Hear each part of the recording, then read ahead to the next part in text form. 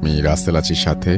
আর শুরু হয়ে গেল ভূত এফএম। আপনাদের সবাইকে স্বাগত জানাচ্ছি ভূত এফএমে আজকে, এবং যারা যেখানে আছেন আশা করছি যে আজকে যে স্টোরিগুলো আছে আমাদের কাছে সেগুলো শুনে আনন্দ পাবেন, ভালো লাগবে এবং এনজয় করবেন অনেক বেশি। থ্যাংক ইউ রাসেল ভাই। এখন যে ঘটনাটা শেয়ার করব সেটা হচ্ছে আমার এক ফ্রেন্ডের ঘটনা। আসলে 2008 সালের পর থেকে ও আসলে পড়াশোনা তেমন কন্টিনিউ করতে পারেনি ওর বাবা মারা যাওয়ার পর। তো ফ্যামিলির সব ভার ওর উপরে চলে আসে। তো ওর বাবার একটা ব্যবসা ছিল, সেটা মানে কলকাতা থেকে জিনিসপত্র নিয়ে এসে বাংলাদেশে নিয়ে আসতো আর কি। তো যশোর বর্ডারের সাথে কানেকশন, যশোর বর্ডার থেকে ওদের জিনিসপত্র আসতো আর কি। তো ওকে যশোর যেতে হতো প্রায় সময়। তো ওর যে খালা, ওর যে মা ছিল, সেই মার দুঃসম্পর্কের আত্মীয়র বাসায় এসে যশোরে প্রায় সময় যে উঠতো আর কি। কোন এলাকায় উঠতো যশোরে সেটা আর শেয়ার করছি না, 2010-এর ঘটনা। আচ্ছা। তো সেই বাসাটাতে প্রতি মাসে তাকে যেতে হতো, কারণ জিনিসপত্র সব আসতো হচ্ছে আপনার ওই যশোরে, এবং তার ওখানে একটা গোডাউন ভাড়া করা ছিল, সেখানে সেসব জিনিসপত্র রাখতো এবং একটা পর্যায়ে স্টেপ বাই স্টেপ ঢাকায় জিনিসপত্রগুলো নিয়ে আসতে হতো। তো ও যেত, এখানে 2-3 দিন থাকতো এবং থাকতেই হতো, মাস্ট থাকতে হতো। তো সেখানে থেকে ওই জিনিসপত্রগুলো কমপ্লিট করে ঢাকায় চলে আসতো। তো ওর রুটিন এরকম ছিল যে ঢাকা থেকে যশোর যাবে, যশোরে থেকে কন্ট্যাক্ট করে সবকিছু গোডাউনে নামিয়ে step by step procedure follow করে আবার 3 দিন পর ঢাকা ব্যাক করে চলে আসা। আচ্ছা। তো ওই বাসাটাই থাকতে হতো তাকে, কারণ হোটেলে থেকে থেকে প্রতি মাসে 3 দিন দরকার কি ওর, ও যেহেতু পরিচিত বাসা আছে। তো ওই বাসায় গেলে দেখা যায় যে যে দুঃসম্পর্কের আত্মীয় ছিল তার আবার উনি আবার মানে ওনার ওয়াইফ ওই বাসাটা চালাতো। 2010-এ ওই মুহূর্তে উনি বেঁচে ছিলেন না। তো ওনার ওয়াইফের বয়স ছিল প্রায় 72। ওনার 2 ছেলে ছিল, একসাথে থাকতো আর কি। তো 3 তলা বাসা, 3 তলার 2টা ফ্ল্যাট। সেই 2টো ফ্ল্যাটের মধ্যে একটা ফ্ল্যাটে উনি গেলে থাকতো। একটা ফ্ল্যাট বলতে 2টা রুম আর কি। আচ্ছা। সাথে একটা ওয়াশরুম আছে, একটা রান্নাঘর আছে, আর পাশে একটা রুম ছিল, সেইটা আবার গোডাউন হিসেবে আরেকজনকে ভাড়া দেওয়া ছিল। আচ্ছা। তো ওই গোডাউন তার একদম তো পাশের রুমে আর কি, আর 4 তলার ছাদ ছিল। তো উনি গেলে 3 তলায় উঠতেন। তো সেদিন রাসেল ভাই অনেক বৃষ্টি হচ্ছে রাস্তায় যাওয়ার পথে, এবং টিকিট না পাওয়ার কারণে নন এসি বাসে যেতে হয়েছিল। তো নন এসি বাসের টাইম ছিল দুপুরবেলা। তো ও পৌঁছে হচ্ছে সন্ধ্যার দিকে, 12টার বাস ছিল, ও পৌঁছেছে ঠিক বিকাল 5:30-6টার দিকে। 6টার দিকে পৌঁছে যায়, পরে বাসে থাকা অবস্থায় বৃষ্টি নামে এবং ভালো ঝড় হতে থাকে, মানে গরমকালের তো এরকম সময়ের। তো ভালো ঝড় হয়, ঝড়ের এক পর্যায়ে যখন সে বাস থেকে নামে তখনও বৃষ্টি হচ্ছে। তো একটা শেডে যে আশ্রয় নেয়। তো ওই মুহূর্তেও আকাশে মেঘ চমকাচ্ছিল এবং অন্ধকারই ছিল, প্রায় মেঘাচ্ছন্নই ছিল। আচ্ছা। তো সে রিক্সা করে, রাসেল আপনি ঘটনাটা শোনেন নাই আমার কাছ থেকে, এটা যেহেতু শোনেন নাই আপনাকে বলি একটু শুনতে। তো কি করে রিক্সা নিয়ে চলে যায় এলাকাতে, ওই এলাকাতে বাসায় যে ওঠে। তো ইলেকট্রিসিটি ছিল না, ঝড় হয়েছে স্বাভাবিকভাবে, আর মফস্বল এলাকায় ইলেকট্রিসিটি না থাকাটাই স্বাভাবিক। তো ও বাসায় যায়, বাসায় পৌঁছানোর পর অন্ধকার, তখন মাগরিবের আজান হয়ে গেছে। বাসায় পৌঁছানোর পরে নিচে জাস্ট রিক্সা ভাড়াটা দিয়ে ঢুকবে এমন সময় দেখে ওই বাসায় গেলে নর্মালি ওকে সার্ভ করতে একটা ছোট্ট কাজের মেয়ে। সে মেয়েটার বয়স 12 কি 13 বছর হবে। তো দোতলায় উনি যে ওই ওনার মার খালা হয় হিসাবে সম্পর্কে, তো উনিও আসলে ভুলে ভালে খালাম্মাই ডাকতো। আচ্ছা। তো মানে আমার ফ্রেন্ডটা ওই খালাম্মাই ডাকতো। আচ্ছা। তো ওই রিলেশনটা ওরকম ভাবে মেইনটেইন করে বলতো না। তো খালাম্মা বলতো, তো বলতো যে আমি দোতলায় দেখা করে যাই সব সময়, তো নক করব। তো নিচেই মেয়েটা দাঁড়ায় আছে, এবং এই জগতে আসলে ওই মুহূর্তে 2010 সালে, আজ থেকে 9 বছর আগে, কুপি নিয়ে দাঁড়ায় আছে রাসেল ভাই। খুব অদ্ভুত, কুপি নিয়ে দাঁড়ায় এই সময় যেটা দেখা যায় না উনি ও মানে এটা ওই চিন্তা, ওই মুহূর্তে চিন্তা করতে করতে এক পর্যায়ে মেয়েটাকে বলে, এই কিরে কুপি কেন, চার্জ লাইট নাই? তো ওই মেয়েটা কোনো উত্তর দেয় না। আচ্ছা। তো মেয়েটা বলে যে আসেন, এতটুকুই বলে, এবং সিঁড়ি দিয়ে মেয়েটা উঠতে থাকে। তো মেয়েটার শরীরটা একদম অসাড় অবস্থা, মেয়েটা কি হাঁটতে পারে না নাকি। লাস্ট 2 বছর ধরে মেয়েটাকে দেখতেছে এই বাসায়। তখন মেয়েটা আরো ছোট ছিল, এখন 12 বছর বয়স। তো মানে মেয়েটা হাঁটতে পারছে না, উপরে উঠছে সিঁড়ি দিয়ে, মনে হয় উঠতে পারছে না। বলে কি রে, তোর শরীর খারাপ নাকি? তো কোনো উত্তর দেয় না। আচ্ছা। বলে যে খালাম্মা কোথায়, ওইটারও কোনো উত্তর নাই। বলে যে কারেন্ট কখন গেছে, এইটারও কোনো উত্তর নাই। চুপ করে। তো আরো কয়েকবার জিজ্ঞেস করলো, তোর শরীর খারাপ? একটা পর্যায়ে না পারতে এরকম একটা উত্তর আসে, না শরীর খারাপ না। আচ্ছা। তো সিঁড়ি দিয়ে উঠে ওই মেয়েটা ওই কুপির আলোতে, ও বলে যে কুপির আলো মোবাইল আলোর থেকে বেশি। তো মোবাইলও আলো মানে ছেড়ে রাখছে, আর কুপি নিয়ে মেয়েটা ওকে 3 তলায় উঠায় দেয় ফ্ল্যাটে। উঠাই দিয়ে ও মানে ওয়াশরুমে চলে যায়, কারণ অনেকক্ষণ ধরে বাসে ছিল, ওয়াশরুমে যাওয়া হয় নাই। তো ঢুকেই ওয়াশরুমে চলে যায়। ওয়াশরুম থেকে প্রায় 5-7 মিনিট পর বের হওয়ার পরে ফ্রেশ হয়ে বিছানায় শুতেই খাওয়ার টেবিলে চোখ পড়ে। এই খাওয়ার টেবিলে আপনার রকমারি খাওয়া সাজানো। এরকম কখনো হয় নাই যে আসার পরপরই মানে খাওয়া হয় নাই, আর খাওয়া মানে নর্মালি খাওয়া দাওয়া হয় আর কি।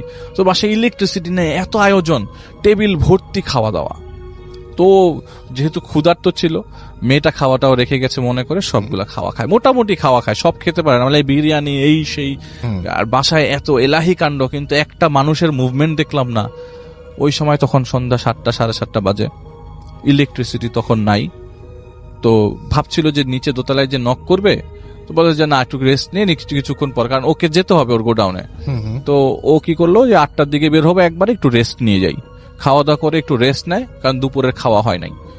আর জ্যামে ছিল অনেকক্ষণ, বেশ শরীর খারাপ, মানে এক্সস্টেড ছিল, প্রায় ঘন্টাখানেক ঘুমাতে ঘুমাতে 9টা বেজেছে রাত। ওর প্ল্যান ছিল 8টায় বের হবে, কিন্তু তখন বাজে রাত 9টা।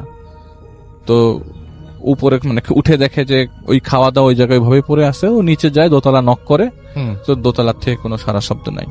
আচ্ছা। তো নিচে নামতেই ওই ভাড়াটিয়া, ওই এতদিন ধরে আসতেছে, লাস্ট 2 বছর ধরে ওইখানে, মানে লোকজন দেখলেই বুঝে যে না এটা এই বাসার মানুষ। তো ও দেখে যায় ভাড়াটিয়ারা নিচতলায় ঢুকতেছে, ও বের হয়ে যায়, আশেপাশের কাজকর্ম শেষ করে আবার রাত্রেবেলা ঠিক 10টায় ব্যাক করে। আচ্ছা। ওর প্রোডাক্ট চলে আসে ইন্ডিয়া থেকে, তো ওইগুলি দেখে টেকে চেক করে বাসায় আসে, 10টার দিকে ঢুকবে। আবারও দোতলা হয়ে যখন উপরে উঠতে যায়, তখন সে দোতলা আবার নক করে, কিন্তু দোতলাতে কোনো সারা শব্দ নাই, কোনো নকের কোনো রিপ্লাই নেই। প্রায় 2 মিনিট, 1 মিনিটের মধ্যে নক করলে মোটামুটি মানুষজন দরজা খুলে ফেলে, কিন্তু 2 মিনিট 3 মিনিট হয়ে যাচ্ছে, কোনো দরজা নক করে। তো একটা পর্যায়ে ফেড আপে উপরে উঠে যায়, মনে হয় কেউ নাই, হয়তো বা ভিতরে আসছে, হয়তো শুনতে পাচ্ছে না। তো 3 তলায় যায়, 3 তলায় রুমে ঢুকতে দেখে খাওয়া আবারও গোছানো, খাওয়া দাওয়া একদম টেবিল ভর্তি খাওয়া দাওয়া। তো চিন্তা করতে থাকে, এত ফাংশন, এত বড় ফাংশন, এত আরামের খাওয়া, এত মজার খাওয়া, তাহলে বাসায় তো চিৎকার চেঁচামেচি থাকার কথা। ওই মধ্যে ইলেকট্রিসিটি চলে এসছে, চিৎকার চেঁচামেচি থাকার কথা, কিন্তু কোনো চিৎকার মানে কোনো মানুষজনই নাই, কিন্তু এত খাওয়া দাওয়া। ও খেয়ে ফেলে রাসেল ভাই। খাওয়া দাওয়া করার পরে ওর একটা পর্যায়ে তন্দ্রা চলে আসে, খেয়ে দিয়ে শুয়ে পড়ে। তো মোবাইল ফোন তখন ওই যাবার যুগ, মোবাইল ফোনটি মানে এখন যেরকম স্মার্টফোন, ওই সময় স্মার্টফোন ছিল না, যাওয়া ছিল। মোবাইল ফোন নকিয়া ছিল, ওর একটা মোবাইল ফোন নকিয়া। তো ইউজ করতে করতে রাত্রে 12টা বাজে, তন্দ্রা আসার পর ঘুমায় যায়। হঠাৎ করে, এটা কিন্তু রাসেল ভাই দীর্ঘদিন যাবৎ প্ল্যান্ড কোনো ঘটনা না, এটা ওই দিন পৌঁছানোর পরের ঘটনা। হঠাৎ করে রাতে ঘুম ভাঙে, কে জানি ওর কাঁধ ধরে ওই ফ্ল্যাটে খালি ও একা, কাঁধ ধরে টান দেয়। টান মানে কি, কাঁধ ধরে ডাকার জন্য যেরকম ঝাঁকানি দেয়, ওর কাঁধ ধরে ঝাঁকাচ্ছে।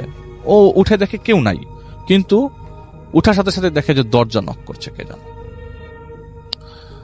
বলি এত রাত্রে, ঘড়ির মোবাইল ফোন দেখে, ঘড়ির কাটায় তখন রাত বাজে 1:30। ওয়াশরুমে একটু মুখটা ধুয়ে দরজাটা খুলতে যাবে না, দরজাটা আগে খুলুক, দেখে কে আসছে।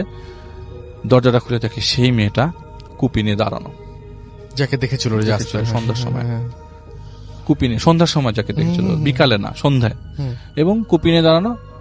তো এরকম ভাবে বলছে যে খালাম্মা আপনার সাথে দেখা করতে চায়, আপনি আসেন।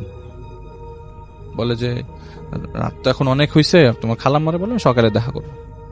বলে না, না এর যে বলে যে না যে বললো, মনে পুরো বিল্ডিংটা কেঁপে উঠছে, এত জোরে না, না আপনি এখন আমার সাথে আসবেন।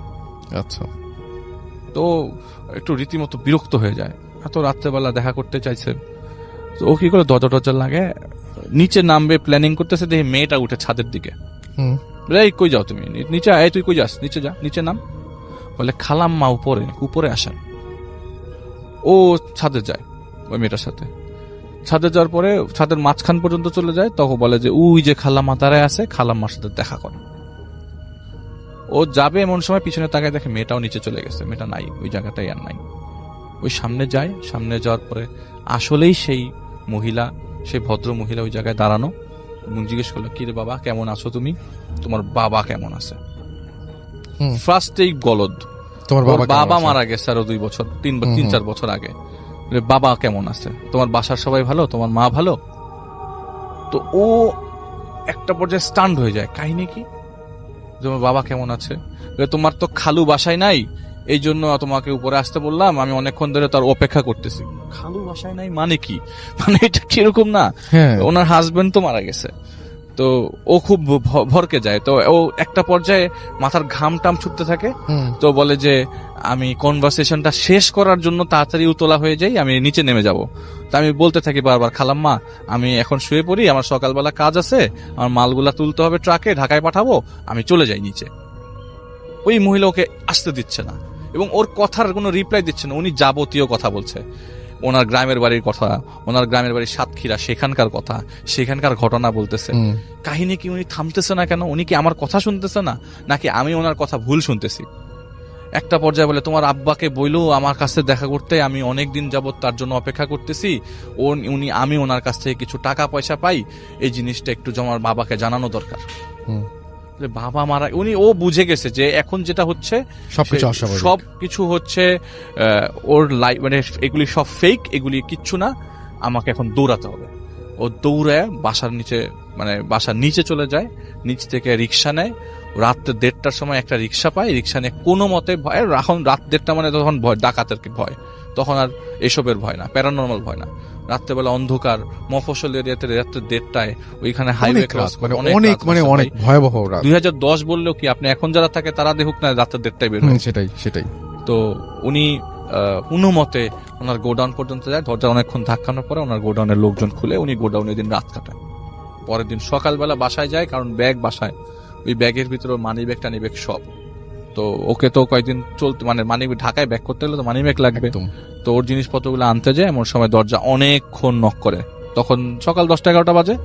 অনেকক্ষণ নক করার পরে পাশের ফ্ল্যাট থেকে এক লোক আসে। পাশের ফ্ল্যাট থেকে লোক এসে বলে যে, কি ব্যাপার ভাই, আপনি দরজা নক করতেছেন কেন? বলে যে, খালাম্মা কোথায়, খালাম্মার সাথে আমার তো দেখা করা দরকার, কালকে রাত্রেবেলা ছাদে কথা হলো। ওই লোকটা তখন মাথা চুলকাইতেছে, ছাদে কথা হলো মানে কি? বলে, খালাম্মার সাথে একটু দেখা করা দরকার, উনি রাত্রেবেলা কথা বললো, কি বললো বুঝি নাই, উল্টাপাল্টা, এখন একটু কথাবার্তা বলে যাই, দরজা নক করতেছে, কেউ খুলতেছে না। বলে, কি বলে না বলতে হবে, উনি তো 25 দিন আগে মারা গেছে। ওনার ছেলেরা কয়দিন আগে ওনার কবর জিয়ারত করতে সাতক্ষীরায় গেছে, আর উনি ওনার সাথে কথা হচ্ছিল। হ্যাঁ, পাশের। আর যেই লোকটা দায়িত্বরত ছিল ওই লোকটা হচ্ছে ওই মহিলার ভাই। আচ্ছা। বলে, ও তো মারা গেছে সাতক্ষীরাতে, ওনার ছেলেরা কয়দিন আগে আবার, আপনি কবে আসছেন? বলে, আমি গতকালকে আসলে, আপনার আসার 2-3 দিন আগে ওই সাতক্ষীরাতে গেছে কবর জিয়ারত করার জন্য।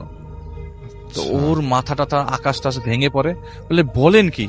আচ্ছা, এই কাহিনী হয়েছে। তো উনি ওই দিন ব্যাগ ট্যাগ নিয়ে, ওকে তার 2 দিন থাকতে হবে যশোরে। রাসেল ভাই ও কি করে একটা হোটেলে ওঠে, খুব আহামরি না, খুব নর্মাল হোটেল, আমি বলে ফেলে সবাই হোটেলটার নাম চিনে যাবে। তাহলে বলার দরকার নেই, আমরা শুনি না বলি। হ্যাঁ, তো হোটেলে ওঠে, হোটেলে একটা নর্মাল রুম নেয় 3 তলায়। হ্যাঁ, 3 তলার রেডি সবকিছু, 3 তলা রুম পায়, 302 নম্বর রুম। রুমের ভিতরে ঢোকে, রেস্ট নেয়, কাজকর্ম করে, রাত্রে 10টায় ঢোকে, এবং সারাদিনের ধকল আর ওই গতকালকের ধকলটা ওকে খুব বেশি পড়াতে থাকে। ও মাথা খারাপ হয়ে যায়, করবো কি, এটা কেমনে সম্ভব? আমি রাতের বেলা তার সাথে কথা বললাম, জলজ্যান্ত মানুষটা আমার সামনে দাঁড়ায় কথা বলতেছে, অথচ এই মহিলাটা মারা গেছে 20-25 দিন আগে। আর এটা আপনার সাথে নতুন কোনো ঘটনা ঘটলে, আগে কয়েকবার আমি শাহান ভাইয়ের ঘটনা একটু আগে শেয়ার করলাম, তার এই অভ্যস্ত, কিন্তু ও তো অভ্যস্ত না। ওর মাথা, ও সারাক্ষণ চিন্তা করতে করতে এক সময় ঘুমায় যায়, ঘুম ভাঙে, ইলেকট্রিসিটি নেই, সিগারেট ধরাবে, বারান্দায় যাবে, নর্মাল কোনো হোটেলের মতো এসিওয়ালা হোটেল না, নর্মাল হোটেল, ও বারান্দায় যাবে, এখন আবার এসি করে ফেলছে হোটেলে। তো বারান্দায় যাবে, বারান্দায় যাওয়ার সময় বিছানা থেকে পা ফালালো, পা ফালাতে দেখলো যে পায়ের মধ্যে কি জানি লাগছে, পাটা ভিজা। তো ও ওই ঘুমানোর সময় দেখে যে বিদ্যুৎ চমকাচ্ছিল, তো বৃষ্টি হয়েছে, তো জানালা দিয়ে পানি চুয়ে চুয়ে পড়ছে, পায়ের মধ্যে পা ভিজা। তো পানি আর অন্য কিছুর মধ্যে তফাৎ আছে, এটা কেমন পিছলা, এটা কেমন পিছলা। ও মোবাইলের লাইট জ্বালে, এখন ওই রুম তোর জানা নাই কোন জায়গায় সুইচ, ওকে মোবাইলের লাইট জ্বালাই সুইচ খুঁজতে হচ্ছে, কারণ রেগুলার যে রুমের মধ্যে প্রতিদিন লাইট বন্ধ করে সে জানে পজিশনটা। তো হোটেল রুম এটা তো প্রথম গেছে, তো মা নামাতেই ও যখন মোবাইল ফোনের আলো ওই জায়গায় ফেলে, মোবাইল ফোনের আলো, স্ক্রিনের আলো ফেলতেই দেখে যে মানুষ টানুষ পড়া ফ্লোরের মধ্যে, মানুষ টানুষ পড়া, বোঝা যাচ্ছে না কি এটা। তো ভালো করে আলোটা ফেলে দেখে এই যে সেই মেয়েটা যে কুপি নিয়েছিল, ওই মেয়েটার একটা মাথা পড়ে আছে ফ্লোরের মধ্যে, আর শরীর টরীর কিছু না, যদি 2টা হাত সাথে রাখা, মাথার সাথে 2টা হাত রাখা। এইটা দেখার পর ও দরজা খুলে এখান থেকে নিচে নেমে যায়, দৌড়ায় নিচে নেমে যায়, নিচে নেমে যে লোকজন ডাকে, জড়সড়ো করে পুরা হোটেল যে মানুষগুলা ঘুমন্ত সবাইকে জাগায়, কারণ এক রুমে ঘটনা ঘটছে, এক চিৎকারে সবাই উঠে গেছে। সবাই রুমে এসে দেখে কিচ্ছু নাই, লাইটটা জ্বালা নাই, কিচ্ছু নাই, নো নাথিং ওয়াজ দেয়ার, কোনো কিচ্ছু ছিল না। সবাই বলতেছে না এটা আপনার ঘুমের মধ্যে ভুল, অথবা এটা আপনি ঘুমের মধ্যে কোনো স্বপ্ন দেখছেন, অথবা আপনার বলে না রে ভাই আমি পা দিয়ে ফিল করছি জিনিসটা, পা দিয়ে ফিল করছি আমি জিনিসটা, চুলের মধ্যে আমার পাড়া পড়ছে, আমি এর থেকে আপনাকে আর কিভাবে বুঝাবো। পরে ও হোটেল ছেড়ে দিয়ে ও গোডাউনে থেকে লাস্ট 2 দিন গোডাউনে থেকে। কিন্তু মজার বিষয় সে যখন ওই বাসায় যায় আবারও ওই লোকের কাছে, এবার ওই জানে দরজা নক করছে ওই দরজায়, বলে যে ওনাদের বাসায় যে একটা কাজের মেয়ে ছিল, ওর এটা কিউরিয়াসিটি, কাজের ওই মেয়েটারই তো মাথা দেখলো, বলে ওই মেয়েটার কি হয়েছে, ওই মেয়েটা কোথায়, মেয়েটা থাকে না এখানে। ও বলে নাই যে মেয়েটার সাথে ওর দেখা হয়েছে, মেয়েটাই তো ওকে খাওয়া দাওয়া দিচ্ছে, এটা ওর মনে হচ্ছিল। বলে মেয়েটার একটা সমস্যা হয়েছে ভাই, এটা তো আর আমি ওনার কথাই জানতে চাচ্ছিলাম যে হ্যাঁ কি খবর। হ্যাঁ বলে যে মেয়েটারই আসলে কি বলবো, আসলে মানুষ মারা গেলে ওই যে ভাগ্য দোষ বলে, মনে হয় যে ওর সমস্যা হয়ে গেছিল। মেয়েটা মারা যাওয়ার 4 দিনের দিন, ওই খালাম্মা মারা যাওয়ার 4 দিনের দিন, মানে আপনাদের খালাম্মা ওনার আপা আর কি, আপা মারা যাওয়ার 4 দিনের দিন ওই মেয়েটা বাবা মেয়েটাকে নিয়ে চলে যাচ্ছিল, রাস্তার মধ্যে বাবার সহ মেয়েটা মারা যায় অ্যাক্সিডেন্টে, রোড ট্রাফিক অ্যাক্সিডেন্টে বগুড়ায়। এই মেয়েটাই তো সেই কুপি হাতে জারি ছিল। ও তো ভাই ও বলে যে আমি এরপর থেকে আমার লোক পাঠাবো, আমি আর যশোরে যাব না, এই অবস্থায় আর যশোরে যাওয়া সম্ভব না।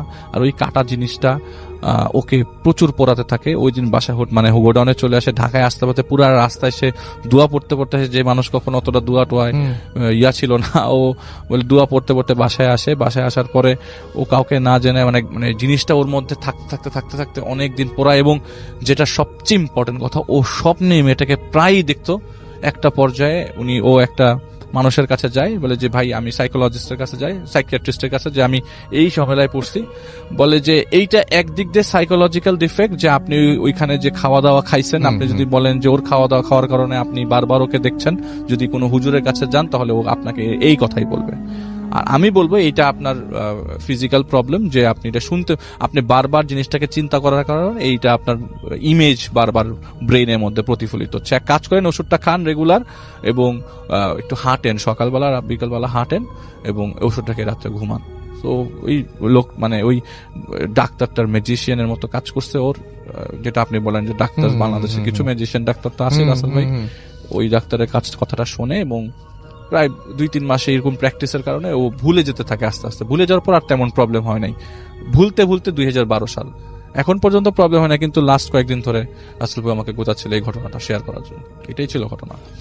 থ্যাংক ইউ সো মাচ আপনার ঘটনার জন্য, আপনাকে অনেক ধন্যবাদ। এবং আমি এখন যেটা করব সেটা হচ্ছে চলে যাব সরাসরি আমাদের পরবর্তী যে অতিথি আছেন তার কাছে। ধন্যবাদ রাসেল ভাইয়া। আমি রাসেল আহমেদ, আমি এসেছি ধানমন্ডি থেকে। তো আমাকে আজকে ডাকার জন্য ধন্যবাদ জানাচ্ছি। আমরা ঘটনায় চলে যাই। আমি সরাসরি ভাইয়া ঘটনায় চলে যেতে যাচ্ছি প্লিজ। এই ঘটনাটি ভাইয়া এটা কারো দাদির মুখে বা নানির মুখে শোনা গল্প নয়, এটি আমার পরিবারে ঘটে যাওয়া একটি বাস্তব ঘটনা। এই ঘটনাটি ঘটে গিয়েছে আমাদের গ্রামের বাড়িতে। সো যেহেতু এটি গ্রামের বাড়ির ঘটনা, সো আমার বাড়িটার ডেসক্রিপশন আমি একটু দিতে চাচ্ছি, তাহলে দর্শকরা সেটার সাথে খুব বেশি কানেক্ট হতে পারবে। সো ভাইয়া আমাদের গ্রামের বাড়িটা ছিল এমন একটা বাড়ি যেটা অনেকটা বাংলো বাড়ির মতো বলা যায়। তার সামনের দিকটা একটা বিশাল জঙ্গল ছিল, জঙ্গলের পাশে একটা বড় পুকুর ছিল আমাদের। সো পুকুর পারে ভাইয়া চালতা গাছ তো আপনি দেখেছেন। তো নর্মালি চালতা গাছ যেরকম হয়ে থাকে তার চেয়ে বিশাল বড় একটা চালতা গাছ ছিল পুকুর পারে। তারপরে আমার বাড়ির যে রাস্তাটা ছিল সেই রাস্তাটা সরু একটা রাস্তা ছিল, রাস্তার শেষ প্রান্তে একটা বিশাল পুরাতন আমলের আম গাছ ছিল। সো আম গাছটা এতই বড় ছিল এবং এই আম গাছের নিচে অনেক ঘটনা প্রত্যক্ষদর্শীরা প্রত্যক্ষ করেছে। সো অনেকেই রাতের বেলা মাঝরাতে সেখানে সাদা ধবধবা মুরগির বাচ্চা দেখতে পাইতো। তারপরে আরো অনেক ঘটনা ছিল, আমি এগুলোতে আসবো। তার আগে ভাইয়া এটা আমার বড় কাকার সাথে ঘটে যায় ঘটনাটা, আমি ওই সরাসরি ঘটনায় চলে যাচ্ছি। সো আমার কাকা তিনি সরকারি চাকরি করতেন। তো সে দেশের বাড়িতে যখন ছিল, চাকরি হয়ে যাওয়ার পর সে ঢাকায় চলে আসে। তো গ্রামে যখন ছিলেন তিনি দেখতাম ওই যে চালতা গাছে প্রতি শনিবারে এবং মঙ্গলবারে তিনি করতেন কি একটা বিশেষ ধরনের খানার আয়োজন করতেন, যেটাকে ভাইয়া ভোগ বলা হতো। আপনি হয়তো বা ভাইয়া ভোগ বলতে অনেকে আমাদের বুঝে না, তো ভোগ হচ্ছে যে একটা, এটা বোঝানো লাগবে না, ভূত এফএম যারা শোনেন তারা আমি শিওর যে বোঝেন। হ্যাঁ, ওই টাইপের মানে আধ্যাত্মিক কিছু ভূতের খাবার। তো সেখানে গজার মাছ এবং রাজহাঁসের ডিম, কাঁচা রসগোল্লা এগুলো থাকতো।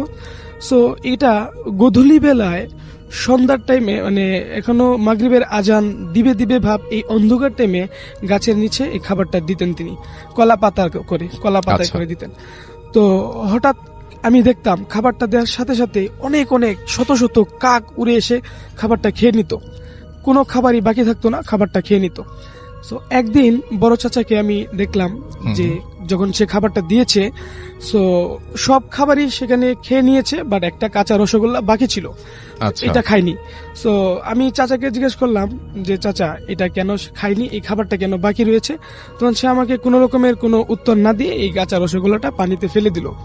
ফেলে দেওয়ার পরে আমাকে কোনো উত্তর দিল না, এবং সে আমাকে বলল তোমরা এই বাড়ির এই চালতা গাছের নিচে তোমরা আসবে না, তাছাড়া সব জায়গায় তোমরা যাতায়াত করতে পারো, সমস্যা নেই। আর আমাকে বলেছে রাত নিশীতে যেন আমি বাইরে না থাকি। কিন্তু আমার চাচার একটা অভ্যাস ছিল, সে মধ্যরাতে বিভিন্ন এই যে ইংরেজ আমলে বানানো ব্রিজগুলো, এই টাইপের ব্রিজ, বড় বড় গাছের নিচে বসে বসে বাঁশি বাজাইতো, মাঝরাতে সে ঘরে ফিরতো। সো এরকম হইতো। তো একদিন রাসেল ভাইয়া, আমার এক বন্ধু সে অসুস্থ ছিল, সে কাব্য, তারপর তার ভাইয়া ছিল শিশির, সে আমাকে ফোন দিয়ে বলেছে রক্ত লাগবে। তো আমি তাকে রক্ত দিতে গেলাম, আমি হচ্ছে বি পজিটিভ, সাথে আমার ভাই রনিকে নিয়ে গেলাম। সো ভাইয়া তারপরে রক্ত দিয়ে যখন আমি বাড়িতে ফিরবো, তখন খুব মাঝরাত হয়ে গিয়েছে ভাইয়া, এটা প্রায় আপনার 2টা বেজে, প্রায় ঘড়িতে 2টার পরে হয়ে গেছে, 10-15 হবে। সো আমি আম গাছের এই যে রাস্তাটা দিয়ে ফিরবো, তখন আমি এই রনিকে পাঠিয়ে দিয়ে আমি যখন একা একা ফিরতেছি, তখন আমি দেখলাম আম গাছটা দিয়ে যখন আমি ক্রস করব, তখন আমি এখানে দেখলাম একটা সাদা ধবধবা কাপড় পরে এক বৃদ্ধ মহিলা আম গাছের নিচে, তিনি গুনগুন গুনগুন গুনগুন করে কান্নার আওয়াজ করছেন। তো আমি যখন মাঝরাতে এটা দেখলাম, আমার মনে হইল যে আমি হ্যালোসিনেশনে ভুগতেছি, মনের ভিতরে একটু ভয় ভয় ছিল, এই জন্য বোধহয় আমি এমনটা প্রত্যক্ষ করতেছি। কিন্তু ভাইয়া আমি অ্যাকচুয়ালি এমনটা দেখার জন্য বা বলার জন্য কখনোই প্রস্তুত ছিলাম না। আমি ঘটনাটা ভালো করে বোঝার জন্য আমি আম গাছটার কাছে গেলাম, গিয়ে দেখি ওই সাদা ধবধবা শাড়ি পরা মহিলাটার হাতে, বৃদ্ধ মহিলার হাতে এক হাতে কিছু ছোট ছোট মুরগির বাচ্চা, আর এক হাতে একটা ছোট বাচ্চা। সে করতেছিল কি, ছোট বাচ্চার আঙ্গুলগুলো এমন ভাবে কামড়াচ্ছিল, আঙ্গুলগুলো থেকে লাল টকটক করে রক্ত পড়তেছিল। তারপরে আমি এই ঘটনাটা দেখার পরে আর এই আম গাছ দিয়ে বাড়িতে যাব সেটা কখনোই পারিনি। আমি পিছন দিকে দৌড় দিলাম, দৌড় দিয়ে আমার এক বন্ধুর বাড়িতে গিয়ে উঠলাম। সেই বাড়ির সামনে গিয়ে যখন আমি পড়ে গিয়েছি, শব্দ শুনে তার আম্মু আমাকে রুমে নিয়ে গেল, এবং আমি সেখানে, তারপরে কি হয়েছিল আমি আর বলতে পারি না। তো সকালবেলায় আমি তাকে ঘটনাটা বলার পরে তিনি আমার বড় কাকার কাছে সেটা গিয়ে বললাম। বড় কাকা তখন আমাকে ওই দিনের ঘটনাটা বলল, যে ওই দিন যে রসগোল্লাটা কাকে খায়নি, ওইটা কেন খায়নি, কারণ ওটা কেউ একজন স্পর্শ করেছিল, খেয়ে নিয়েছিল, এই জন্য সেটা খায়নি। তো ওই দিন রাতের বেলা আমার কাকা যখন, আরেকদিন রাতের বেলা আমার কাকা মাঝরাতে যখন বাড়িতে ফিরতেছিল, সে একটা ডিশের মধ্যে কিছু ইলিশ মাছ আর কিছু, আরেকটা ঘটনা মনে হয়, না ওই ঘটনাটাই নিয়ে সে বাড়িতে ফিরতেছিল। তখন ওইখানে সে অনুভব করলো কেউ যেন তাকে আম গাছের নিচে পিছন থেকে ডাকতেছে। তো সে এটাকে কান না দিয়ে, তার নিজের খুব ভারবার লাগতেছে শরীরটা, সে চলে আসলো, সাহস দেখে চলে আসলো। এসে আমার চাচি দরজা খুলে রেখে ঘুমায়, কারণ সে রাত বিরাতে ঘরে ফিরে, এই জন্য। তো সে হঠাৎ করে ধপাস করে রুমের সামনে এসে দরজার ভিতরে রুমে পড়ে গেল। পরে গিয়ে সে যেভাবে পড়লো, যে জায়গাগুলোতে সে আঘাত পেয়েছিল সেই জায়গাগুলো অ্যাবনর্মাল হয়ে গিয়েছিল, সে কথা বলতে পারতো না, বোবা হয়ে গিয়েছিল। তারপর এটা নিয়ে আমরা তাকে অনেক চিকিৎসা দেই, অনেক ট্রিটমেন্ট দেই, এই ভালো না হয় কবিরাজি চিকিৎসাতে যাই, তারপরেও সে যখন ভালো না হয়, তারপরে এভাবে সে অনেক দিন অ্যাবনর্মাল প্যারালাইসিস ভাবে সে বেঁচে ছিল। তো 1 বছর হয়ে গিয়েছে আমার কাকা মারা যায় এই ঘটনার কারণে। এই ছিল ভাই আমার ঘটনাটা। থ্যাংক ইউ সো মাচ আপনার ঘটনার জন্য, আপনাকে অনেক ধন্যবাদ। এবং আমি এখন যেটা করব সেটা হচ্ছে চলে যাব সরাসরি আমাদের পরবর্তী যে অতিথি আছেন তার কাছে। শুরুতে যে ঘটনাটা বলবো সেটা আমার বড় চাচির সাথে ঘটনা। 2004-এ আমার চাচি মারা যায়, এবং এইটা বলতে পারেন আমার সাথের ঘটনা বলতে পারেন। আমি মোটামুটি একটা প্রত্যক্ষদর্শী বলতে পারেন এই ঘটনা। আমি যখন কলেজে উঠব তখনকার ঘটনা এটা, 2004 সালে। সেদিন ছিল রবিবার এবং শীত গরমের মাঝামাঝি, জানুয়ারি 20 তারিখ। তো সেদিন আমার চাচির, আসলে শুরু থেকে বলতে গেলে আমার চাচি একটু মোটা ছিল এবং অসুস্থ ছিলেন। তো তার একটা অ্যাক্সিডেন্ট ঘটে রাইফেল স্কোয়ারের সামনে। সেইখানে তিনি রিক্সা থেকে পড়ে যান তার ছেলেকে স্কুল থেকে নিয়ে আসবার পথে। তো রিক্সা থেকে পড়ে যাবার পর তার হাতে একটা ব্যথা পায় তিনি।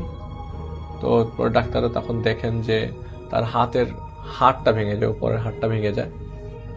এরপর থেকে ডক্টররা তার বাইরে দিয়ে একটা এক্সটার্নাল ফিক্সেশন লাগিয়ে দেয়, লোহার মতো হাড়কে জোড়া দিয়ে অপারেশন করে এক্সটার্নাল ফিক্সেশন লাগিয়ে দেয়, যাতে ওই হাড়টা জোড়া লেগে যায়। তো কালের পরিক্রমায়, তার অবহেলায়, তিনি আর পরবর্তী সময়ে ওই ডাক্তারের ফলো আপে না থাকার কারণে ওই জায়গাটায় আস্তে আস্তে ইনফেকশন হয়ে যায়। ইনফেকশনটার দরুন এক পর্যায়ে তার সবার আগে হেপাটাইটিস বি ধরা পড়ে, জন্ডিস ধরা পড়ে। ওইটার থেকে প্রথমে ওভারকাম করলেও অ্যাক্সিডেন্টটা ঘটে 2001-এ, কিন্তু পরবর্তী 2004-এর মধ্যে তার 3বার জন্ডিস ধরা পড়ে।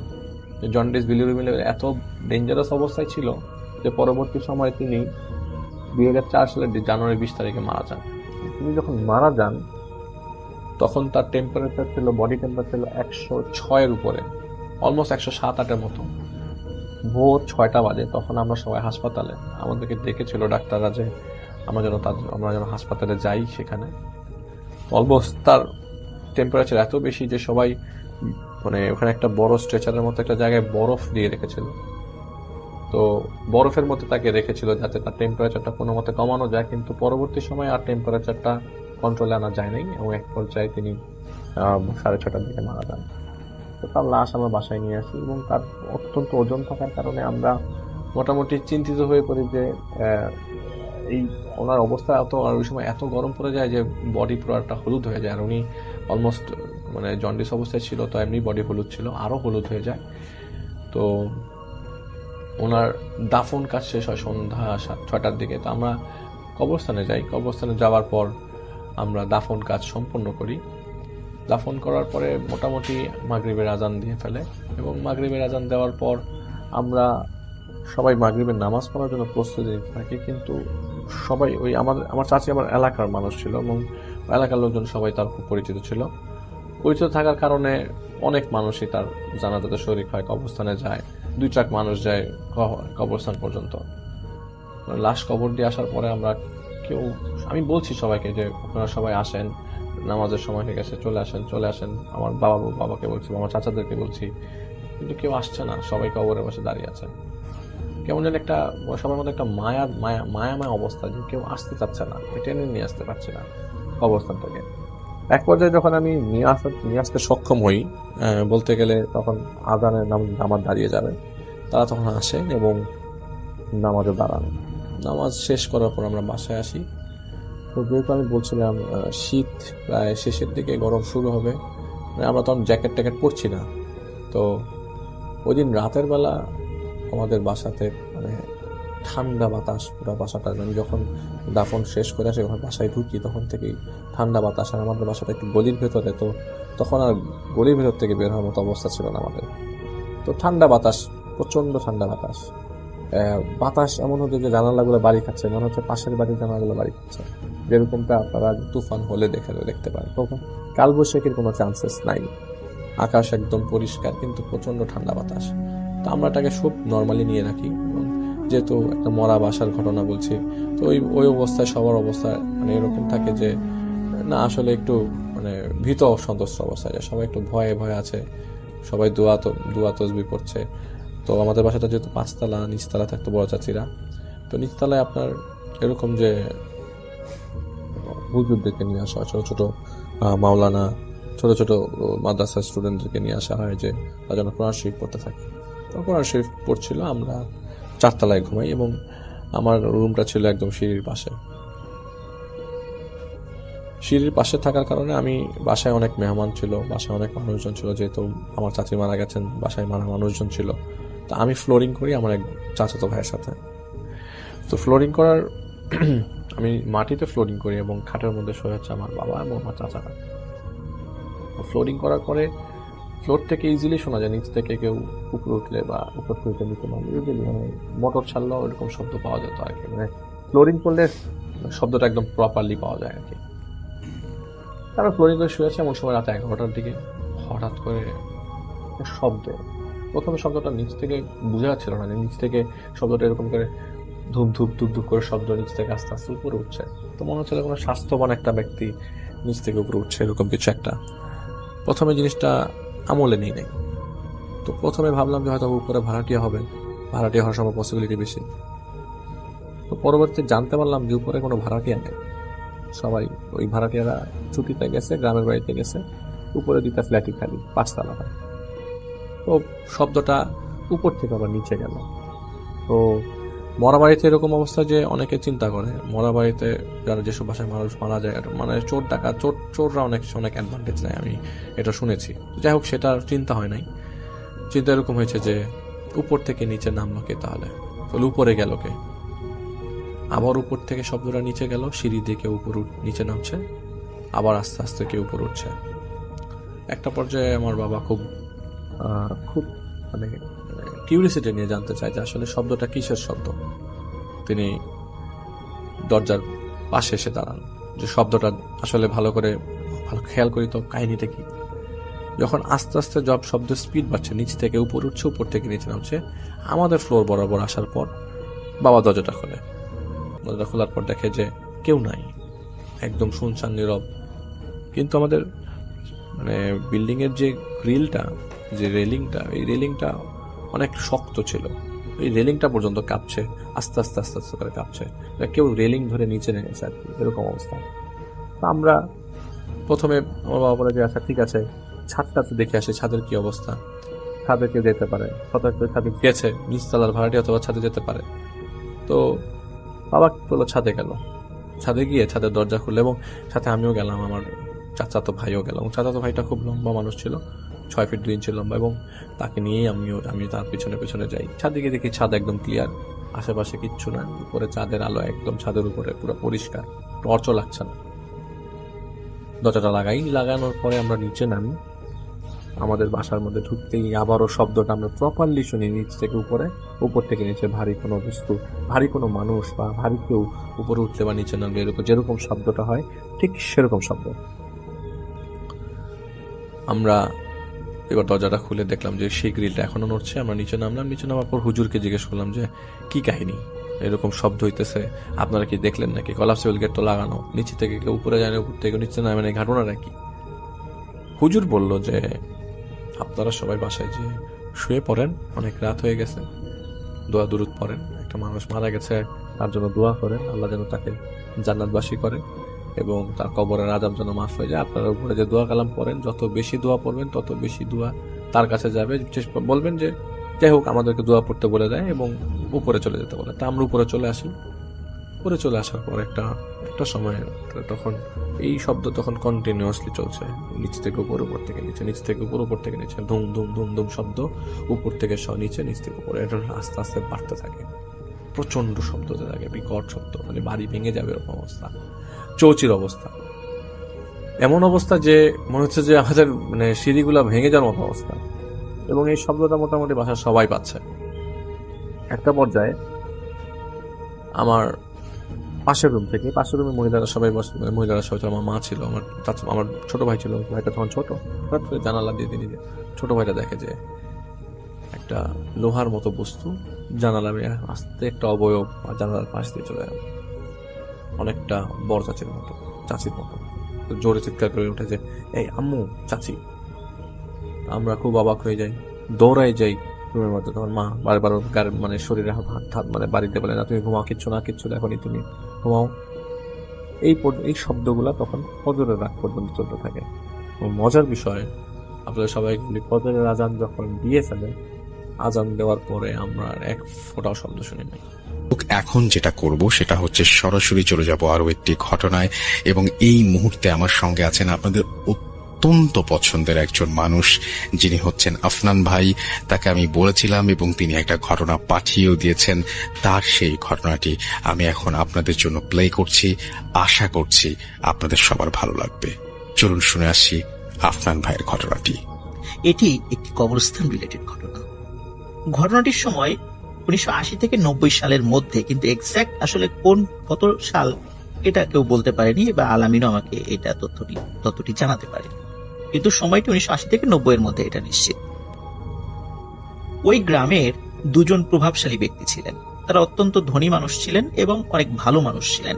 গ্রামের অনেক কল্যাণমূলক কাজ, জনকল্যাণমূলক কাজ তারা করতেন।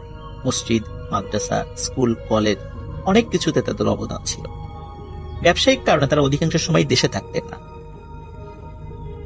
এক সময় তারা সিদ্ধান্ত নেন যে গ্রামে যে কবরস্থানটি রয়েছে, শালনগর ইউনিয়নের কেন্দ্রীয় যে কবরস্থানটি, সেটি বেশ দূর হয়ে যায়। অনেক সময় মানুষ মারা গেলে এত দূরে গিয়ে মানে তাদেরকে দাফন করতে অনেক কষ্ট। তো কাছাকাছি যদি কবরস্থান করা যায় তাহলে সেটা খুবই ভালো হয়। তো ওনাদের বাড়ির কাছেই ওনাদেরই তৈরি করা একটি মসজিদ ছিল। এই মসজিদের পাশে একটি জায়গা, এটা ওনাদেরই ছিল। সেই জায়গাটা অবশ্য কোনো কাজে ব্যবহৃত হতো না। সেখানে অনেক ঝোপঝাড়, বাঁশ গাছ ছিল, কদম গাছ ছিল, এরকম অবস্থা ছিল আর কি। তো এই জায়গাটি ওনারা কবরস্থানের জন্য দান করতে চান এবং সেই অনুযায়ী পরিকল্পনাও চূড়ান্ত হয়।